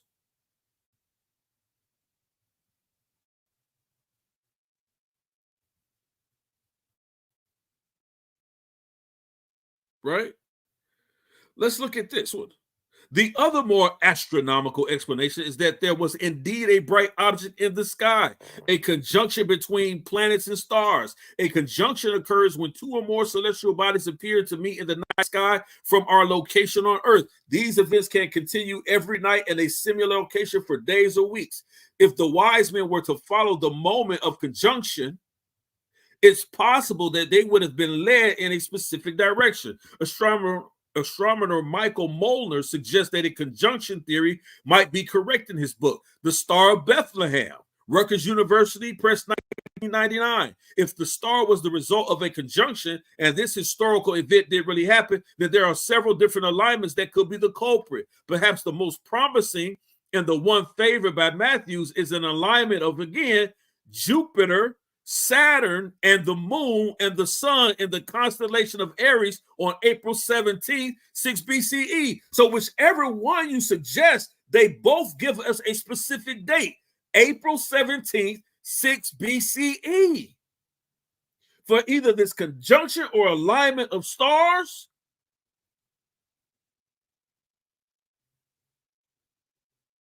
or the moon passing through Jupiter on April 17, 6 BCE. This falls right within the biblical timeline that most consensus of scholars agree that Yeshua, Yahushua, Jesus the Christ would have been born. They place it between 6 and 7 BCE.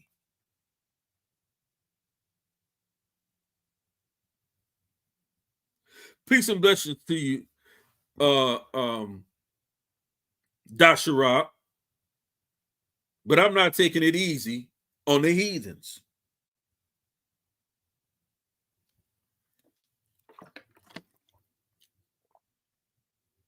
So here we have two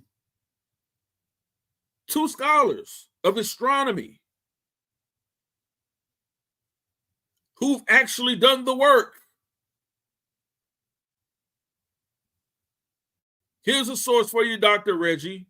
The Star of Bethlehem, Rutgers University Press, 1999. Astronomer Michael Molnar gives you an answer.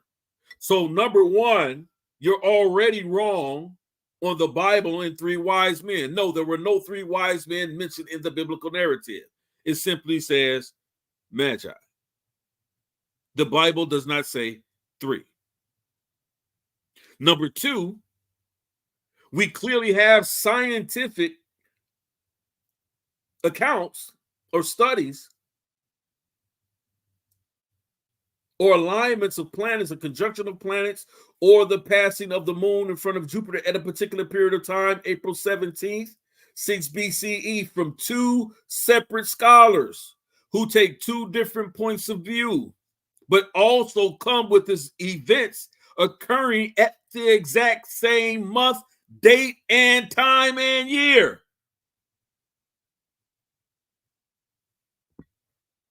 This is not my information. Now look here, it says first the conjunction happened in the early morning hours, which aligns with the gospel's descriptions of the Star of Bethlehem as a rising morning star. Watch this. The Magi also lost sight of the star before seeing it come to rest in the place where baby Jesus was lay in the stable. This could have been the result of the retrograde motion of Jupiter, which they consider to be royalty, which means that it appears to change direction in the night sky as Earth's orbit overtakes it. Normally, planets move eastward if you're following them in the sky, Matthew says, but when they go through retrograde motion, they turn around and go in the direction that the stars rise and set at night, which is westward. Two other conjunctions around this time also look promising. One is the meeting of Jupiter, Venus, and the star of Regulus in the constellation of Leo on June 17, 2 BCE. Without the aid of a telescope, the two planets would appear as a single star together, as a single star, brighter than Venus and Jupiter individually. Another conjunction occurred in 6 BCE between Jupiter, Saturn, and Mars in the constellation of Pisces. But neither of these latter two conjunctions match the description of the New Testament as closely as the conjunction that occurred on April 17, 6 BCE. And if y'all really want to get deep with it, the constellation of Leo is only the constellation of Judah, the Lion of Judah. If you really want to talk about it, but y'all don't really want to talk about it. You just want to lie about it, Dr. Reggie. So there goes your discussion on your fallacious statement of 3 wise men. The Bible never gives us 3 wise men. There goes your fallacious argument about how impossible it is for a star of Bethlehem and all of that. You're out of your league. This is not your field of study.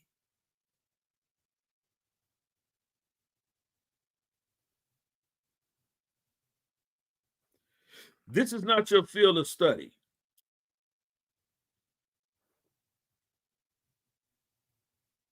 Right? Let me show you something else. I want y'all to hear him say it out of his mouth. We got the other 2 points.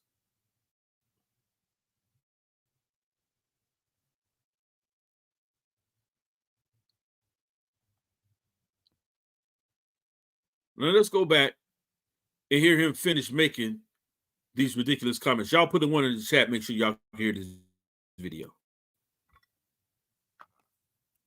Zotar says anything is possible through Christ, but yes, it sounds unscientific.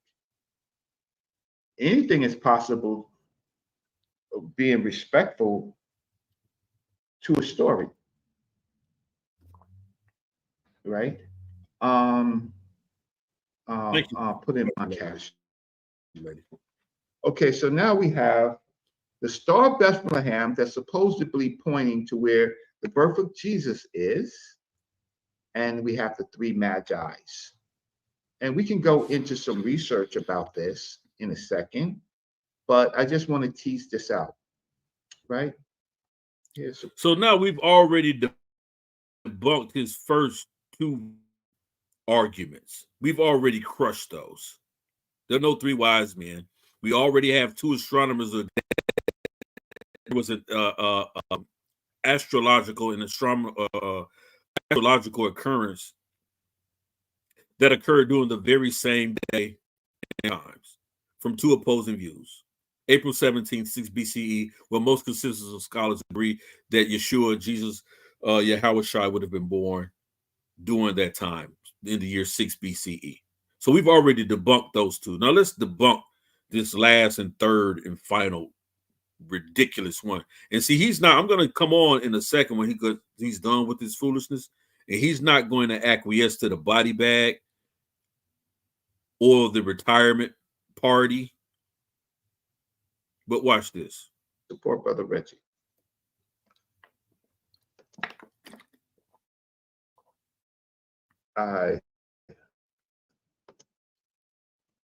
Right. Okay. So now we're not simple people. We live in 2024, but yet this story is still up. We have grown men, right, talking about this story, and they're unscientific, they're unscholarly, they use always words like we know. Now, we have a third issue. Listen up, family. Here it is. This is the last. This is the third issue, right? We already dealt with there was no three wise men issue that he asked us to write down for no apparent reason. Then we dealt with the second one, that there is plausible evidence that there was actually could have been what was called a Star of Bethlehem, that dealt with two astrological sightings that occurred April 17th, 6 BCE, from two separate scholars using two separate perspectives, right?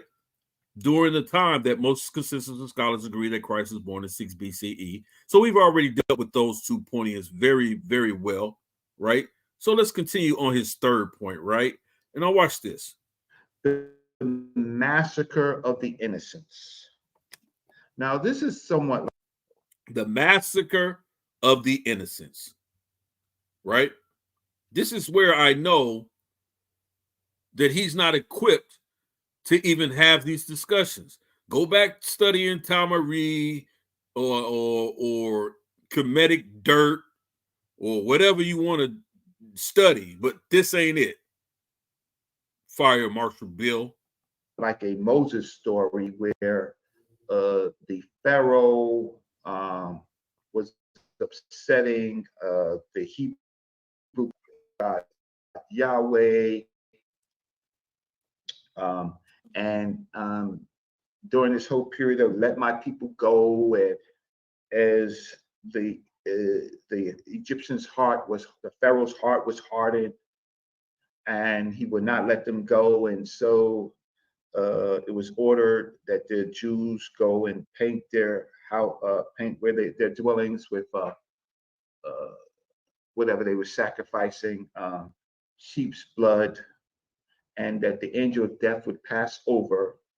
And if your house was not painted, then your firstborn would be taken. And in the Jesus story, there's a massacre of innocents where Herod the king now is heard by by what the Magi's were saying, that there was going to be a new king now. So Herod in Bethlehem, death of children, all children, not firstborns, but all children that were at least about 2 years old. That's nice. What I mean by nice, it's a nice contradiction, right? So that tells us something. So Kenneth, you're on air. I know. Now, we heard him just say it was a contradiction. We heard him just say it was a contradiction, right?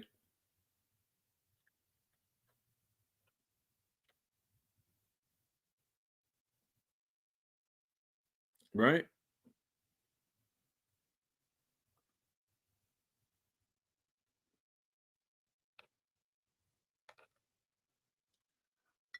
We heard him just say that. Now, watch this. You're driving. You have something to say? Hey, brother Reggie, can you hear me? You're loud and clear. Brother Rock. Now, this is why Dr. Reggie found it necessary to come and do this show, right? And place my name in the title of it. Now, remember early when I told you guys about why guys like Reggy Mabry are dangerous in this community? Because they suffer from cognitive dissonance. And I tell you that when they speak, it is contagious. It is a disease in this community, right? And I'm going to prove that to you right now. Yes, sir. Reggie, go ahead and get in the ring and beat him up, Reggie. Just go ahead and beat him up. because I do have a question for you though. To go ahead and get in the ring, because I challenged Reggie to the debate based on this subject. When was Jesus' birthday? And he ran like a chicken with his head cut off. He ran. So that's what the young brother is referring to. So the young brother tell him, just go and get in the ring with him, get in the ring with Elder Yara, and just go and beat him up. Yeah, good luck, Fire Marshal Bill. Does belief omit the truth? No, belief doesn't necessarily omit all truths. It omits the truths that contradict itself. Oh, and I got the great Captain Tazariak, and he's saying, what's the subject? Well, Captain Tazariak, the subject is discussing the elements of the most important person to all Christians or Hebrew Israelites, Yeshua's birth. He is the person purportedly that is going to give our people salvation, right? The righteous people of Israel, and this is what I'm getting to right now as I answer my good brother Kenneth Nedward's problem. Is that the problem is that you all don't have his exact year or of his birth. I'm not even going to say the exact day of his birth. Now, come on, man. Most consensus of scholars say his birth occurred during 6 BCE. We just showed two astronomers, professional astronomers, right, that talked about the occurrence of an astrological event that happened during April 17th, 6 BCE, in the time as the biblical narrative is closely aligned. Right? We've already dealt with that. But I'm waiting to get to the slaughter of the innocents during the time of Herod the Great. Watch this. You all, with no objective evidence, has his year of birth. If anybody can tell me year of birth is, that would help us. Why? Because we have this Star of Bethlehem, which is probably just a theological symbol. We have the three Magi's, right? And we have the massacre of innocents. So all of these three things should have occurred in the year of Yeshua's birth, right? So we're getting right to the point of the most important person in the story of Yeshua or Jesus. And it is problematic that there is no exact year. Was he born in 4 BC? Was he born in 3 BC? Was he born in 2 BC? Was he born in 0? Right? This dude's irritating, but I digress. Now, how we look at this is through evidence. We are going to have to verify, one, that there was some astronomical event, the Star of Bethlehem, that we just showed, that we just talked about. You're a researcher, Reggie. You're supposed to research that before you ask anybody to write down these 3 things. We're going to have to do that. We're going to have to find out if Nassau or anyone besides the Bible people would have seen that star. 2, the 3 magi's, they would have had to come in within that same, not the year, they came at the birth. They hit it right on the nose. So that means their magic or their prophecy or their soothsaying was much more stronger than the Hebrew at the time, because they know the exact location, the exact time, right? Because this star was supposedly shine on the earth, but they know exactly where to come, and they use the star of Bethlehem to now all of a sudden send down rays. Now, Captain Tazariak is formidable. This dude's horrible. Easy to beat up. He's much smarter than a lot of these Hebrew Israelites, right? ISUBK, because they actually make good points. So I don't know if he agrees with this, but from the Bible, you have the Star of Bethlehem, you have the 3 Magi's. Now we have another event that has to happen within this whole year of Jesus' birth, which is the massacre of innocents. Do we have a record of the massacre of innocents? If we don't have a record of the massacre of innocents, we don't have a record of the this particular phenomenon of the star, right, in a particular year, then objective evidence says it didn't happen. That's what objective evidence says. Now, the miracle is just based on faith. Fine, but we need the date, the year date. He swear he's doing something. Hey, man, I just really want this guy, man, to shut up, but I digress again. Of the birth of Christ to make all of these things coalesce. So let me see what the chat is saying. Utmo says it's 3 different Jesuses and only one Yeshua in the Bible. Yeshua is translated from Yeshua. Jesus. Another moron, Utmost. Jesus is not the same as Yeshua. Listen, I'm going to have to do this whole teaching on the letter J. Like, it's ridiculous, right?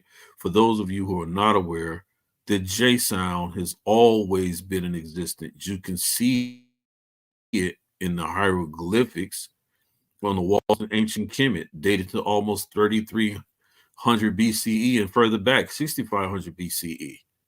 They have the symbol for the sound J. What do you like? Stop with that stupid argument. I'm gonna have to do the lesson on that again. It's been years, but I'll do it again. Jesus is not the same as Yeshua. Jesus is a nickname given to the Christian Bible. Okay, I have Mel on. Fact Check Yahoo that we've been ilking on. That's why I wanted to get you so we can do that lesson on the language, so we can address these types of issues, right? So we can end these circular arguments, right? Like I don't understand, like, but they call themselves researchers. Yahoo. I don't get it, man. I don't get it. With a New York hat. So he and see, this is what I mean, family. I'm telling y'all,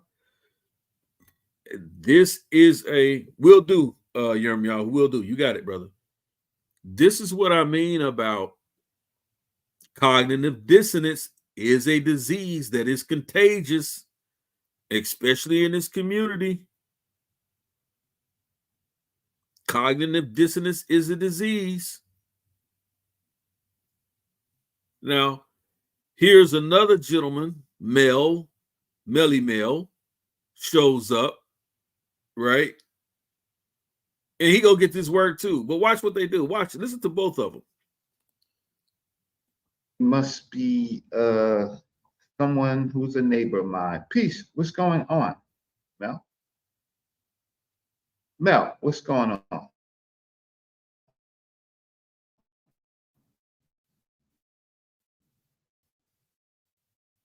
Can you hear me, Mel? Can you hear me okay? And I'm gonna be honest with you. A lot of these guys just don't like me. But it's okay. You did? It's all right. It's all right. If I'm doing everything that everybody likes me, then I'm not doing the right thing.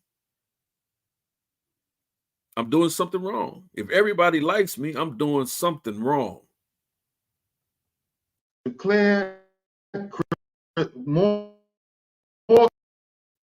clearer than I would have seen that star on Bethlehem. Okay, great. So my name is Mel with Watching the World. I just wanted to answer your question about the birth of Jesus. Yes. Okay, so also I've been trying to reach you because I want to do a Brooklyn tour of the Black History Museum. So would like to talk to you about that. But anyway, I want to get into the birth of Jesus, and maybe this will help you. I'm not here to debate you. I'm on your side here. The Bible actually contradicts the birth of Jesus, and I'm going to give you an example. If you look into the Encyclopedia Britannica, or most sources, most Bible scholars say that Herod the Great died in 4 BCE. So if he died in 4 BCE, then we would have to assume that this event of the massacre of the innocents happened before he died. Okay, 4 BCE. So he did this at some point before he died. But when you go to, and this is in Matthew, Matthew breaks down the life of Herod the Great. But when you go to Luke chapter 2, it says that Governor Cyrenius, who, if you look into history, it says that he was installed in 6 AD. But in Luke chapter 2, it says that as they were traveling to participate in the census, it says that Mary was great with child. So, in harmony with what Brother Reggie is saying, we have Matthew dating Jesus being born prior to Herod the Great's death. He died in 4 BCE. And then we have Luke. He's saying that Mary is pregnant after 6 AD. That's a 10-year conflict. And that's a big problem. So I'm just here to help you out with that, Reggie, and I'll park my car. No, I definitely um, accept that as a problem. Okay, great. Now y'all heard this, guys. And this is what I mean about neophytes, right? Right? Why these guys should not be debated, because they're not researchers. So let me explain to you what he just says, right? So he claims that there is a contradiction in the scripture, because by the time Luke is talking about Herod and this slaughter of the innocents in Luke chapter 2, verse 2, we'll read a little bit of that. And it talks again about Herod the Great dying in 4 BCE, right? The problem that they're having, not the Bible, because the Bible gives an accurate statement, as well as Cyrenius taking the census, right? First of all, we have to understand history and exactly what happens. When Herod the Great, right? When Herod the Great dies, right? He dies. And when he dies, he's the king. He's the king when he dies, right? He is still the person that the throne was relegated to, right? And recognized by Caesar, right? by the Roman emperor. Why? Because at this time, the seat of the Herodians, right, in Judea was a vassalage or under the control of the Romans. And so when the first Herod dies, his request before he dies is that his son Herod, who is also called Herod, is to take his place. This was Herod the Great's request on his deathbed, that his son Herod take his place. But the emperor Caesar at the time does not allow that to take place. He refuses to make his son king over Judea. He refuses to do this. And so what happens is he relegates his son, Herod's son, when he dies, he relegates Herod's son not to the throne as and install him as king in Judea, but he relegates him to a governorship. He does not give him the authority or the position of king over Judea as his father so requested at his time of death. So historically, how is that recorded? You can't record the son as the king because he's no longer the king. He's currently installed as the governor of Judea by Caesar. Caesar refuses to make him king of Judea. So when it's recorded in history that Herod the Great is the king during this time, that is correct. Why? Because Herod is still the king, even in his death, because no one replaced him as king in Judea. That's the historical facts. So when you have Melly Mel and Fire Marshal Bill on the panel saying, hey, listen, this doesn't make any sense. There's a 10-year discrepancy. No, there isn't. Luke is not incorrect. Luke is absolutely correct. Because Herod the Great was still considered the king, even posthumously. Even after his death, he was still considered the king of Judea because no one replaced him. No one was installed after Herod the Great as king because Caesar refused to install his son Herod as his successor. This is a fact of history. For all you supposed researchers, you don't know what you're talking about.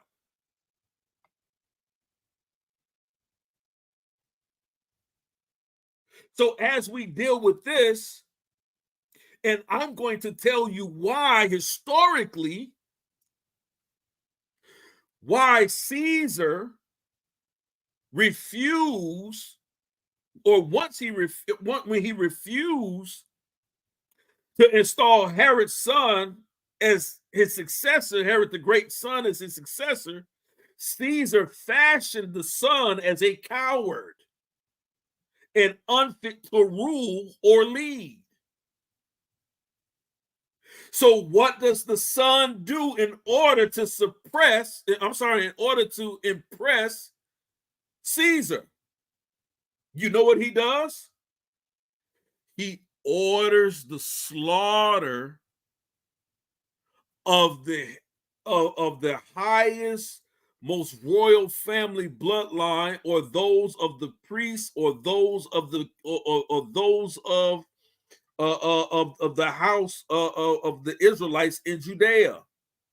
he begins to slaughter and kill. He sends out a decree to kill. He does this in order to impress Caesar, who believes that he's a coward. So he thinks that this show of power will prove that he's a ruler and he's able to he's fit to rule, and he's able to do it with an iron fist to control this, that he could put down any insurrection. So what does he do? He orders the slaughter of the innocents. And if you do any further studies, and maybe we'll get to this at one point, I've discussed this with some of my brothers before, the number that has been suggested of that particular slaughter of innocents during the time of Herod's son, the number of children that were killed 2 years of age or under, male seeds, 2 years of age or under, that number was, guess what, family? 144,000. That number is said to have been 144,000 who was slaughtered 2 years of age or younger by the son of Herod the Great in what was known as the slaughter of innocents. So when we read in the book of Revelation and it talks about the 144,000 who were of innocent, it's talking about those innocent souls who had not known women, who had never known sin, those innocent souls of 144,000. But that's another conversation and discussion we'll get into another day. I promise you I'll do that lesson, Lord be willing. Elder Yara, is there anybody that agrees with this slaughter of innocents? Let's continue, family, because I'm going to come on here in a second. And so I want from the audience, people like yourself, to deal with this. And so there is a census, right, that makes it problematic. There is the death of Herod. If Herod died in 4 BC, then Christ should have been born in at least 6 BC, or Right. when Herod, and where Herod was still installed. So Herod the king, he dies, but I think Family. Does not the Bible tell us specifically, and Reggie don't know, he just said it. He don't know he just said it. Does not the scripture tell us that when the slaughter of innocents had taken place, that Yeshua and his family, Yahushua and his family, Jesus Christ and his family went down to Egypt at the time of his birth, because this decree had gone out that they went down to Egypt. And what does it say?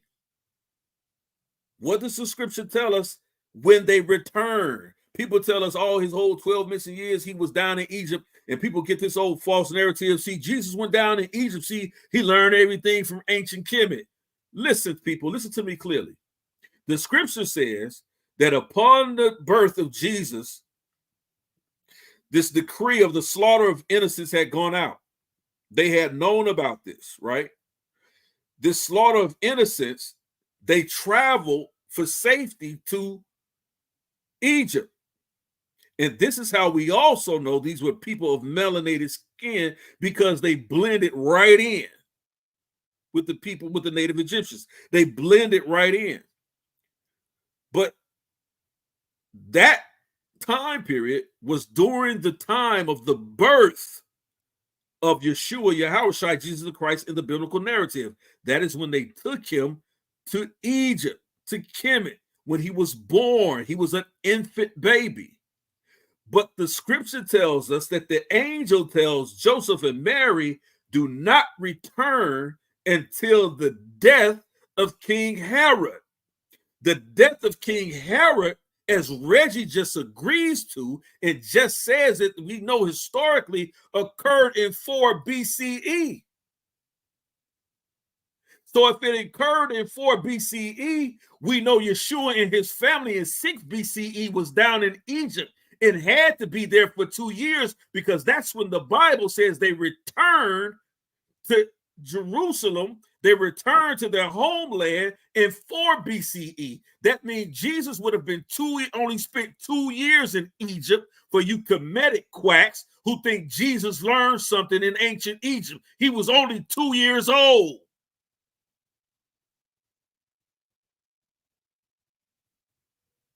But cognitive dissonance is a disease, family. It's a disease and it's contagious. Folks will argue up and down. Yeah, see, Jesus went down there in Egypt and he learned. That's why he learned all the ancient Kemetic practices. And he was only there for 2 years. He was only there for 2 years. What did he learn from the Kemetic priests in 2 years? At 2 years of age. From the time of his birth to the time he returned at the death of Herod, which would have been 4 BCE was the death of Herod, which means Jesus was born in what? 6 BCE, because Herod died in what? 4 BCE, 2 years. He was only 2 years old. He went down there reading no Book of the Dead and talking about no Amduad and Geb and New. He wasn't doing all of that. He was only 2. What are y'all doing to our people?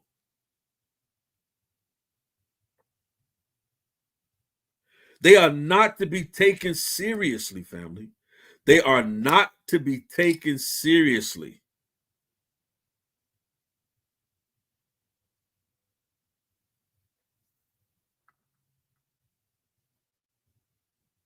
They're not to be taken seriously.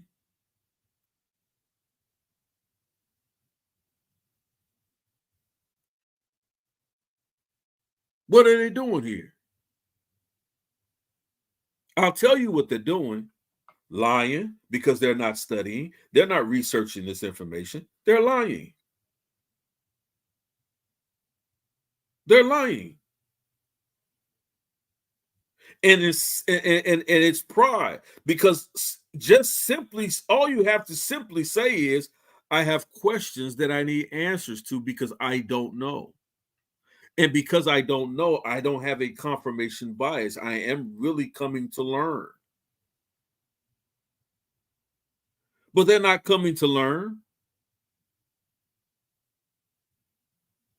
That's why their speech is condescending. Their tone is condescending. They make absolutely no sense. They're bloviators and windbags with no knowledge of the thing that they argue against the most. They dismiss the scholars, the consensus of scholars on the topic. This is not the scholastic prowess or DNA of scholars, of academics. You guys are not displaying that, especially you, Dr. Reggie. This is not a display of scholarship or scholastic intuity. It's just not. You should retire from your non-work. You should retire from your non-work in this topic, on this subject. Fall back. I keep telling you, this is the reason why he just wants to bloviate. He's a bloviator. This is why he never wants to debate anything that he says when it comes to the biblical narrative. He is a bloviator.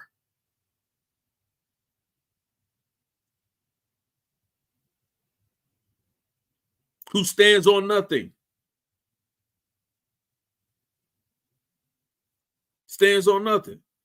Watch this. I think it's a point before that, one of his sons was ruling really for him, right? So that means, or Christ must have been born earlier, 7 BC, Right. 8 BC, right? So, but we have this problem with the elements that they put in the Star of Bethlehem, and we have the problem with the massacre of the innocents. Correct. So the massacre of innocents, maybe they might say that occurred in the same year of Herod's death, which is 4 BC, whenever that was. We don't know. And it might have shortly happened before, but certainly Herod the king would have known that none of this really mattered because he was on his way to die. He was an old man. So him knowing that this would have been problematic, this king would have been problematic. No, listen, he doesn't even make sense to him. He doesn't even make sense to himself. You just said Herod dies in 4 BCE. Correct. We know that Jesus would have to have been born before 4 BCE. If you read the biblical story or the biblical narrative, it tells you that his decree of the slaughter of innocents went out before his death in 4 BCE. Dr. Reggie? It's also contradictory, Mel, is because he's a vassal. He's not really the king of, he's called Herod the king of Jerusalem, but there is a Caesar. He's the king of Judea. Like, come on, man. Y'all got to stop this. Come on, man. No scholar argues that, whether they believe in a historical Jesus or not. Whether they believe Jesus existed or not. Nobody denies the fact that Herod was a real king. And in fact, he was a king. We have coins with his picture on it that talks about his kingdom and his kingship of Judea. What are you talking about, Dr. Reggie?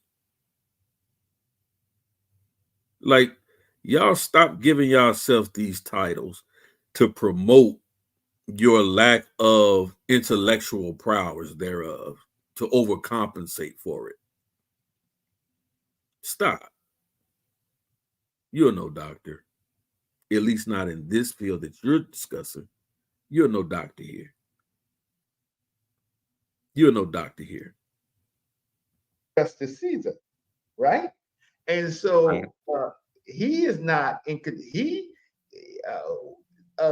then the Jesus Christ as a king, when he grew up later, but certainly not as a baby, because a baby would not be a problem to us. So 30 years old to be a threat to him, and he would be long gone, and he knows that, right? He would have been 100, right, long gone. So it would have been a threat to the threat. Let me not call him by his name. The reason why it bothered Herod and he was concerned is because if you study the Herodian dynasty, the Herodians knew that they were not the legitimate heirs to the throne of Judea. See, the Herodians married into the legitimate line of Israelites. See, the Herodians were not full-blooded Israelites. They were half Israelites and half Assyrians. They were not full-blooded Israelites. And so they never actually had that respect as being full-blooded Israelites in the province or in the city of Judea. And so what did Herod do? He married into the royal line of the Israelites. He married into the Hasmonean dynasty.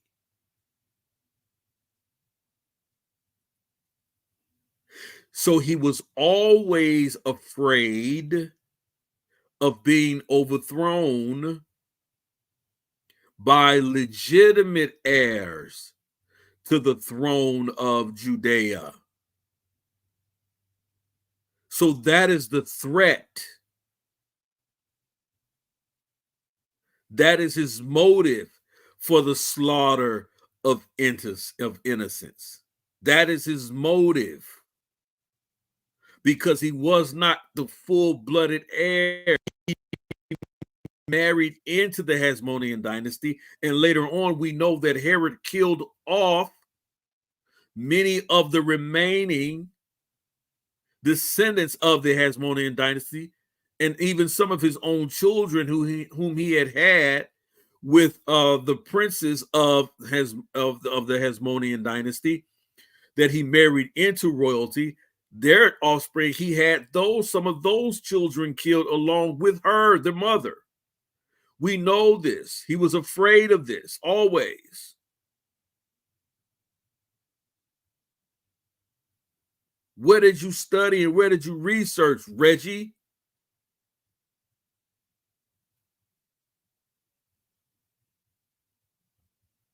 If anybody would have been a threat to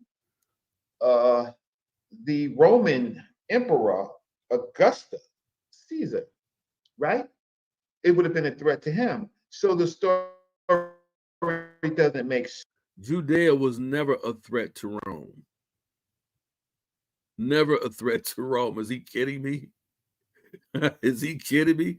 Judea was barely larger than a fishing village. Like, are you serious, dude? Come on, man. Like, stop. You're bloviator, bro. Sense, and it doesn't make sense for what you said. The dating between the census, right, and the birth, right, and then there's this star that we're going to have to try to find to see if that gives us, because NASA and other scientific groups can plot the paths of particular star alignments. So that would have had to happen with, yes, I'm listening. Go ahead. No, I'm just agreeing with you. You're right on point. Okay, so now we have the thing. He's not on point, you robot. He's not on point. Is Yara bin Nazir coming on. Now he's going to get hit with a Mack truck, but watch the cognitive dissonance spill out of his loins, spill out of his gut, right? Watch. Right. And let's see what he has to say. Oh, Peace, Yara, how are you? Yeah, I see you put my name in the title, man. What's good, Reggie? Yeah, I put your name in the title because since you're here, you're going to have to help us out with the year that Christ was born. You're going to have to help us out, Yara. So I'm glad I got you two brothers on here who agree, right? So we agree with each other. We don't agree with you. Just tell us before you go into this thing. And look, he's already triggered. I can't get 2 words out. He's already triggered because he knows what's coming. So he's already on the defensive, right? But he thinks that his questions are gotcha moments because he hasn't studied. He hasn't done the research.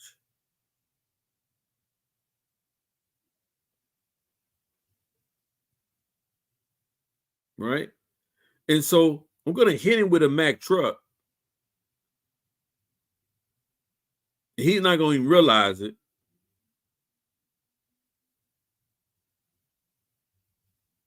And I'm just laugh at it. I just need some objective evidence. When was Christ born? Okay, let's talk about the objective. Let's talk about, first of all, let's talk about. No, I need to know. Well, okay, you think he got a gotcha, but he won't let me get 2. He won't let me get 2 words out. He won't let me get 2 words out, man. This dude is crazy, bro. He crazy. I'm telling you. Watch this, bro. Watch this. Watch this. I finished Can I finish? Are you going to let me finish? And then after I realize you're not going to really let me speak, really, then I'm just going to troll him after that. Then, but watch this guy. Watch this. My statements before we go any further, before you cut me off and try to win an argument that's not being made. Are you going to do that? I'm making the arguments. No, you're not making arguments. You're just making statements, because these aren't arguments. These things that have already been answered by historians. So let's talk like supposed. Historians or religious people? No, historians. Let's talk scholarship. Let's talk scholarly. Now y'all hear what I'm asking. Let's just have a civil conversation. Let's talk scholarship. Historians or religious people. Come on, man. What's wrong with you, Reggie? If triggered was a person, if intimidated was a person, it'll be Fire Marshal Bill up here with his sidekick. Do we, in fact, and I don't know the good brother's name that's on the panel, Mel, but peace to him. Now, so let's talk about this, right? Now, you hear what I said. Let's walk this backwards. Now, he doesn't really want to have a conversation. He doesn't want to have a conversation. He's already being disingenuous. I said, let's just walk this backwards. Don't interrupt me. Just let me say it. Can I have a few minutes? Don't interrupt me. Now I'm going to have to jockey for him to agree to just let me speak uninterrupted for a few minutes, not even long. And I'm going to agree to it, just a few minutes. And then he's going to start counting down like a toddler. Watch. Date. Reggie, can I talk? Reggie, can I talk, brother? Are you going to talk? Let me talk. All day. I hear fear. I hear fear and trembling. There's no fear. Just give me the doing any of that. And Yara, you're a guest on my show. Okay, so if I'm a guest on your show, so then you should show some hospitality, since you let me on the panel. Extend some hospitality, show some decorum. 5 words out yet, and already you're on the defense. Already you're on the defense. Okay, we're going to give Yara 3 minutes. Thank you. I appreciate that. So what we know for a fact is that if we're talking scholarship, the consensus of scholars, when it talks about a historical Jesus, says that he existed. That tells us that he was a man who was born, a man born naturally who walked the earth.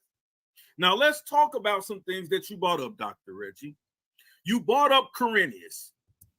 Can any one of you guys on the panel, because this is a discussion, tell me how many census Quirinius has been recorded in history is holding? How many census? How many censuses has Quirinius has what? Was recorded in history is overseen. How many census? We can look it up. You should tell us. He had 2. I'll tell you, he had 2 census. So we know recorded in history. So okay, so the one in Luke is mentioned, right? And so a lot of individuals. And watch this guy. Not gonna add anything. He's just Reggie found him a little sidekick puppy called Jesus Christ.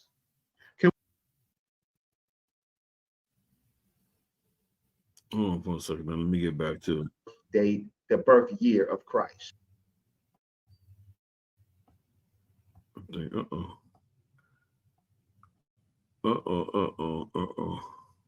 I go.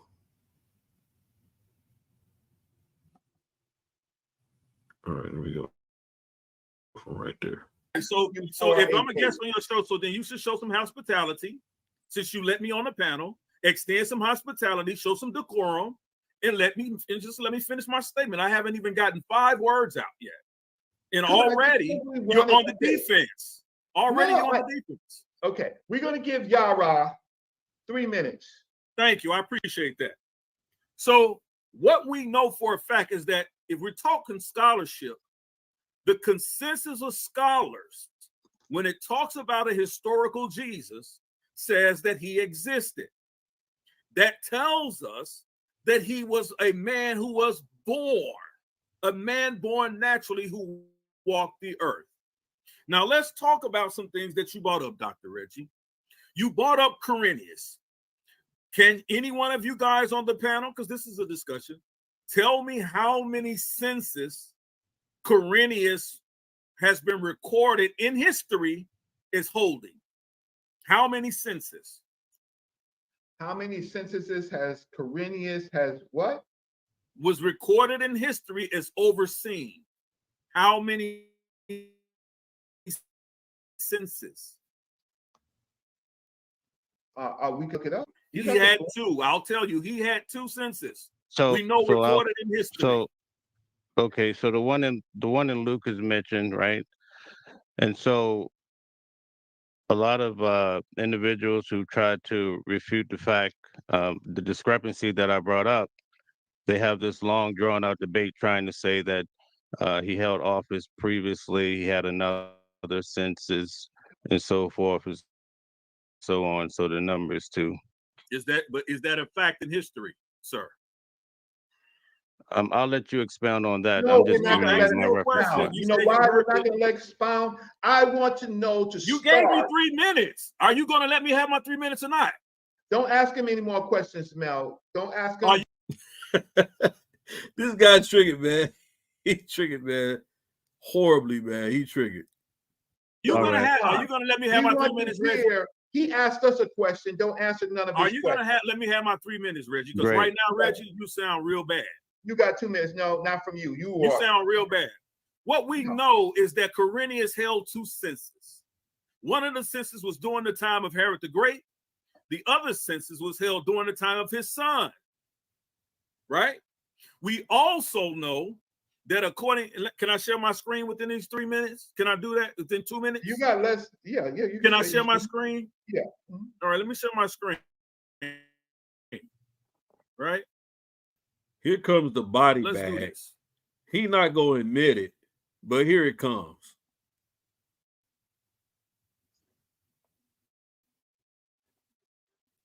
Right? Gonna help you out today, Reggie, if you don't run.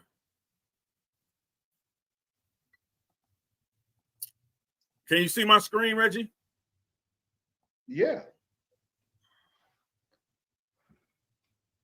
Let me make my little.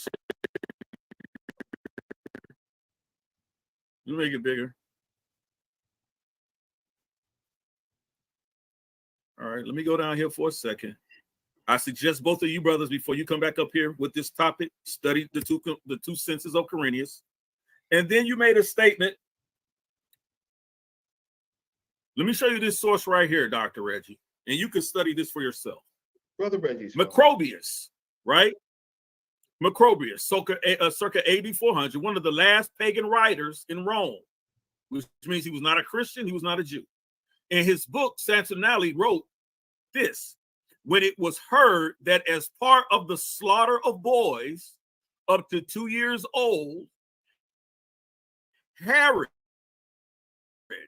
king of the Jews, had ordered his own son to be killed, he, the Emperor Augustus, remarked, "It is better to be Herod's pig than his son." Right? This is cited in Brown, 1993, page 226. Macrobius may have gotten some of his historical facts garbled, but he could have given us a chronological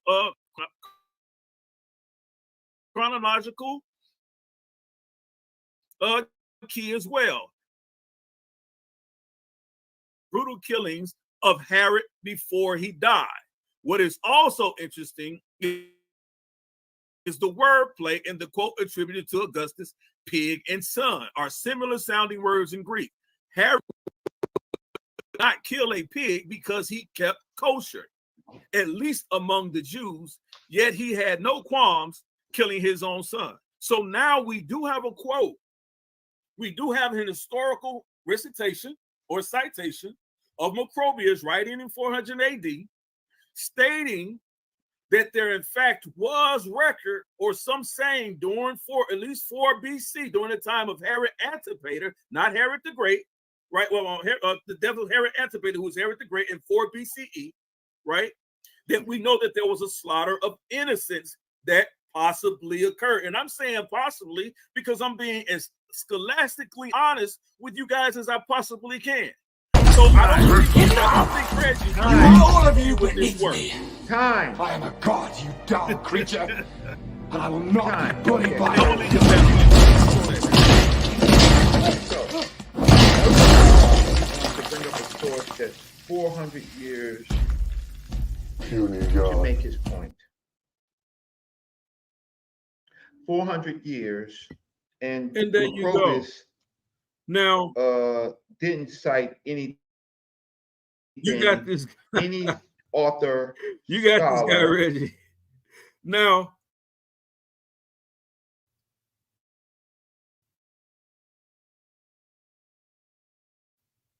weak argument he has tried to make. Every weak argument he has tried to make. We dealt with Magi 3, no deal. Wrong. We also talked about the Israelite connection to the Babylonian priesthood, which would have been considered the Magi, right? Or those from the Persian Empire. We also know the connection there. We can read about that in the book of Daniel. We dealt with that, Dr. Reggie. You're dead on that topic. You're also dead on the Star of Bethlehem. We just read from 2 astronomers dealing with the conjunctions of the alignment of the planet of Jupiter during 6 BCE, specifically on the date of April 17th. We know this to a degree, that these things occurred in the constellation of Aries. We know this. We also know that there, in fact, is historical record that I just read from Macrobius, who talks about the history. He was neither Christian nor Jew, but he talks about the historical event of the slaughter of innocents of Herod Antipater,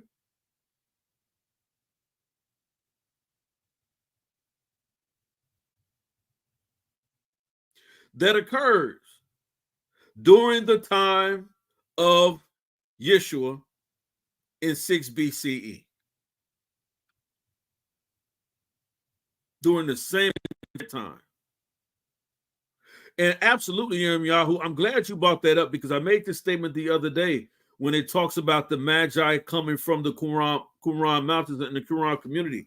It is my working hypothesis. My working hypothesis that these were in fact Jews or Israelites, these Magi, these Jews or Israelites or wise men who had been still in Babylon after the Babylonian captivity. We do know historically that some did remain in Babylon. And it is my working hypothesis that that is who these Magi are. They're not of Persian stock, but they are the Hebrew stock or Israelite stock. Those that were left there, community that would have been left there during the time of the Babylonian captivity. That is my working hypothesis, who these Magi are. So they very well would have been aligned with what we see in the Qumran community, where in the area where they found the Dead Sea Scrolls, right?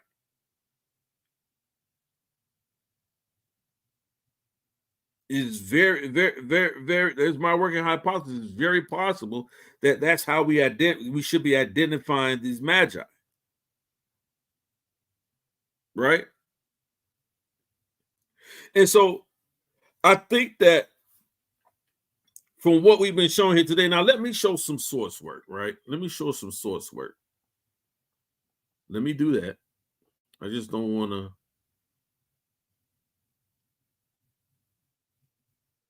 Just don't want to be saying stuff to you guys without showing you some source work here.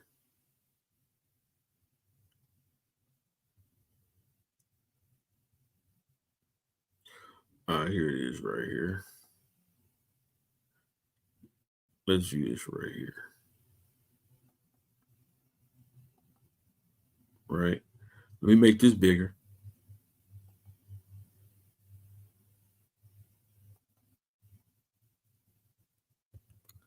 Reggie, stay in your lane, bro. You don't see me trying to kick sand over there in Kemet. You out your lane. You have no credentials on these sides of the track, brother.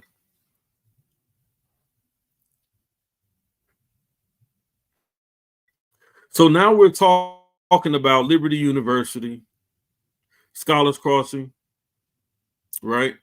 This is the census and Quirinius. Luke chapter 2, verse 2. Rain Brindle, Liberty University. Let's read a little bit here. Right?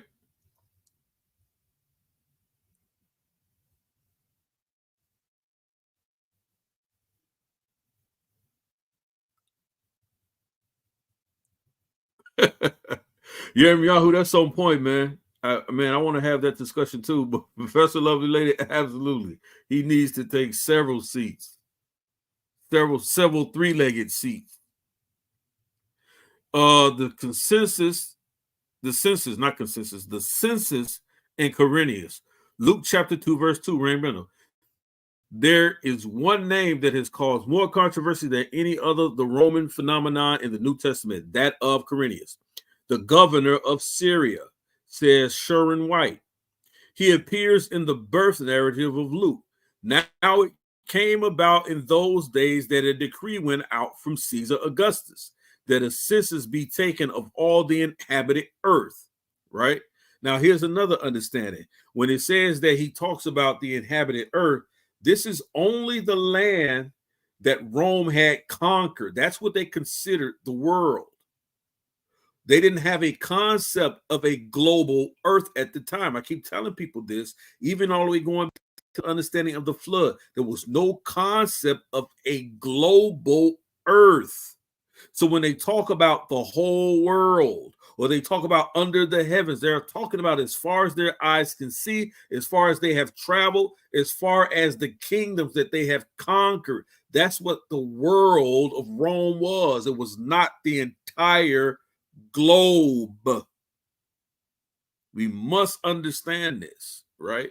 When reading the scriptures, when they talk about the four corners of the earth, Israelites will be scattered to the four corners of the earth. It wasn't talking about the four corners of the globe. It's talking about the known kingdoms that existed in the lands that had been traveled and conquered at the times.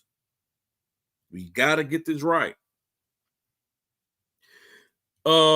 In those days went out Caesar Augustus that a census be taken of all of the inhabited earth. This was the first census taken while Quirinius was governor of Syria. Luke chapter 2, verse 1 through 2. The context suggests that Jesus was born in the midst of this census. Certain other facts must be taken into account. Luke himself dates the birth of John the Baptist during the reign of Herod, king of Judea. Matthew states even more specifically that Jesus was born shortly before the death of Herod. Matthew 2.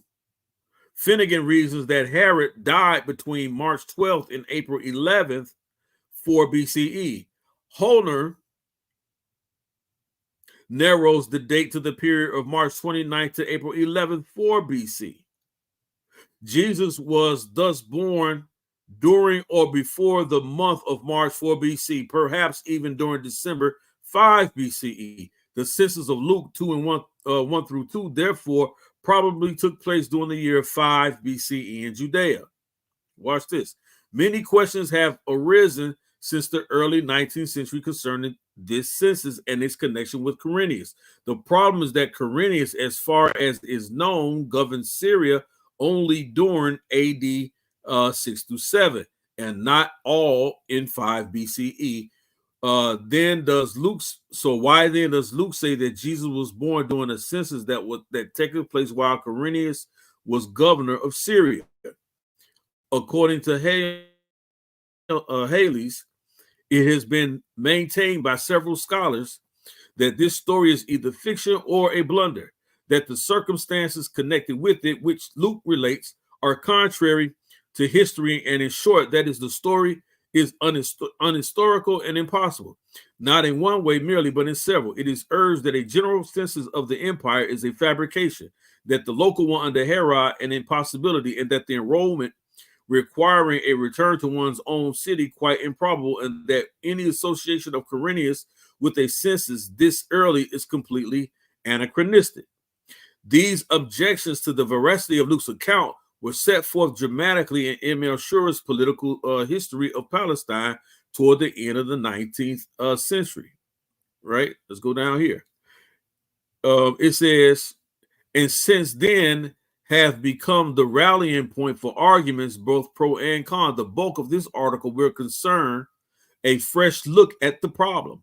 But first, some of the popular attempts to solve it will be surveyed. Number one, proposed solutions. Some have claimed that Quirinius did not rule Syria in AD 67, but rather some 8 to 14 years earlier. And that sources that give that date, especially Josephus, are in error. But this is an argument from silence. And since Josephus is usually accurate and is consistent with himself in this account of these things, this claim has gained little support. Others have tried to amend the text of Luke 2, verse 2. The view that this verse is a gloss has not been accepted, but some have proposed that the same Saturninus should be read in place of Quirinius. This is due to Tertullian's statement concerning proof of the birth of Christ. There is historical proof that at this very time a census had been taken in Judea by Cincius Saturninus, which might have satisfied their inquiry respecting the family and descent of Christ.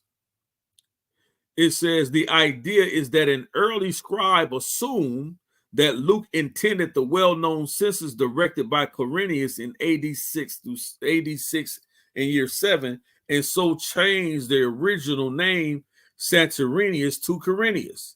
This has also found little support since Saturninus ruled in 9 to 6 BCE. Yet there is also no real textual evidence for such reading in Luke. Some have suggested that while the census was ordered by Augustus in the days of Herod the Great, it was not made until AD 67. I'm sorry, not AD 67, AD 6 through year 7, or that it was begun earlier, but only finished under Quirinius. But Joseph and Mary would thus have had no reason to travel to Bethlehem as early as 5 BC. However, Luke says that the census was taken or came to pass when Quirinius was governor, not that it was completed then. Another view held that Luke chapter 2, verse 2 does not state that Quirinius was governor of Syria at the time of this census, but only that he had a position of special responsibility that involved, among other duties, the conduct of a census. It is alleged that Luke uses the word translated governor in Luke 2, chapter 2, to revert also to a guide, auxiliary, prefect, procurator, or provincial legate. Luke 20 and 23 Acts. This view proposes a special commission from Augustus, but if so, why is he called the ruler of Syria? I contends that the phrase is so definite and ambiguous that it's the only regular governor of the province of Syria can be meant. Two final views, besides the common view that Luke was mistaken, will be discussed fully below. That Quirinius was actually governor twice over Syria, once in 8 BC and again in 67 AD and 6 through 7 AD, and that Luke 2 and 2 should be read as follows. This census took place before Quirinius was governor of Syria. These two views have garnered the most support from conservatives, and both have been defended by able scholars during the past century. The crux of the matter seems to be two questions. When was Quirinius governor of Syria? When did the census of Luke 2, verse 1 through 2 take place? We must not automatically assume that these two questions have the same answer. After considering a short history of the man Quirinius in his time, we will take up these two questions in order. And so we can go through this, but I want to get down. I want to go down to the end of this.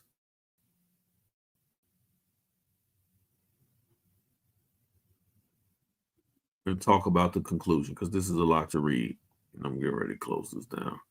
I'm going to finish some of this reading later. Right? Let's go down here. Okay, right here. The conclusion, right? It says many censuses were taken in the Roman Empire during the time of Augustus, and there is no reason why Herod might not have been asked to take one, especially in light of conditions near the end of his life. Yeah. Okay. Since censuses were carried out locally, local customs were regarded in Palestine was a delicate area. Quirinius may or may not have been governor of Syria at the birth of Christ, time of Christ in 5 BC, but this is irrelevant since Luke 2 and 2 states that the census during which Jesus was born was the first one before the more well-known one taken by Quirinius in AD 67. This first one was in the days of Herod the king. And so history knows that it lines up with the biblical narrative. Right? And so with that, family, hey, I just wanted to say, man, listen, we have to really be careful of what we see from these guys, because they're wholly disingenuous when it comes to this information. So, hey, peace and blessings, family. And Dr. Reggie, this is for you again, brother. Let me show you something. Let me show you something. Let me show you something. Let me show you something. Let me show you something. Let me show you something. Let me show you something. Let me show you something. Let's say to show you something. Let's say to show you something. Let me show you something. Let me show you something. Let me show you something. Let me show you something. Show you something. Let me show you something. Let me show you something. Let me show you something. Let me show you something. Let me show you something. Let me show you something. Let me show you something. Let me show you something. Let me show you something. Let me show you something. Show you something. Let me show you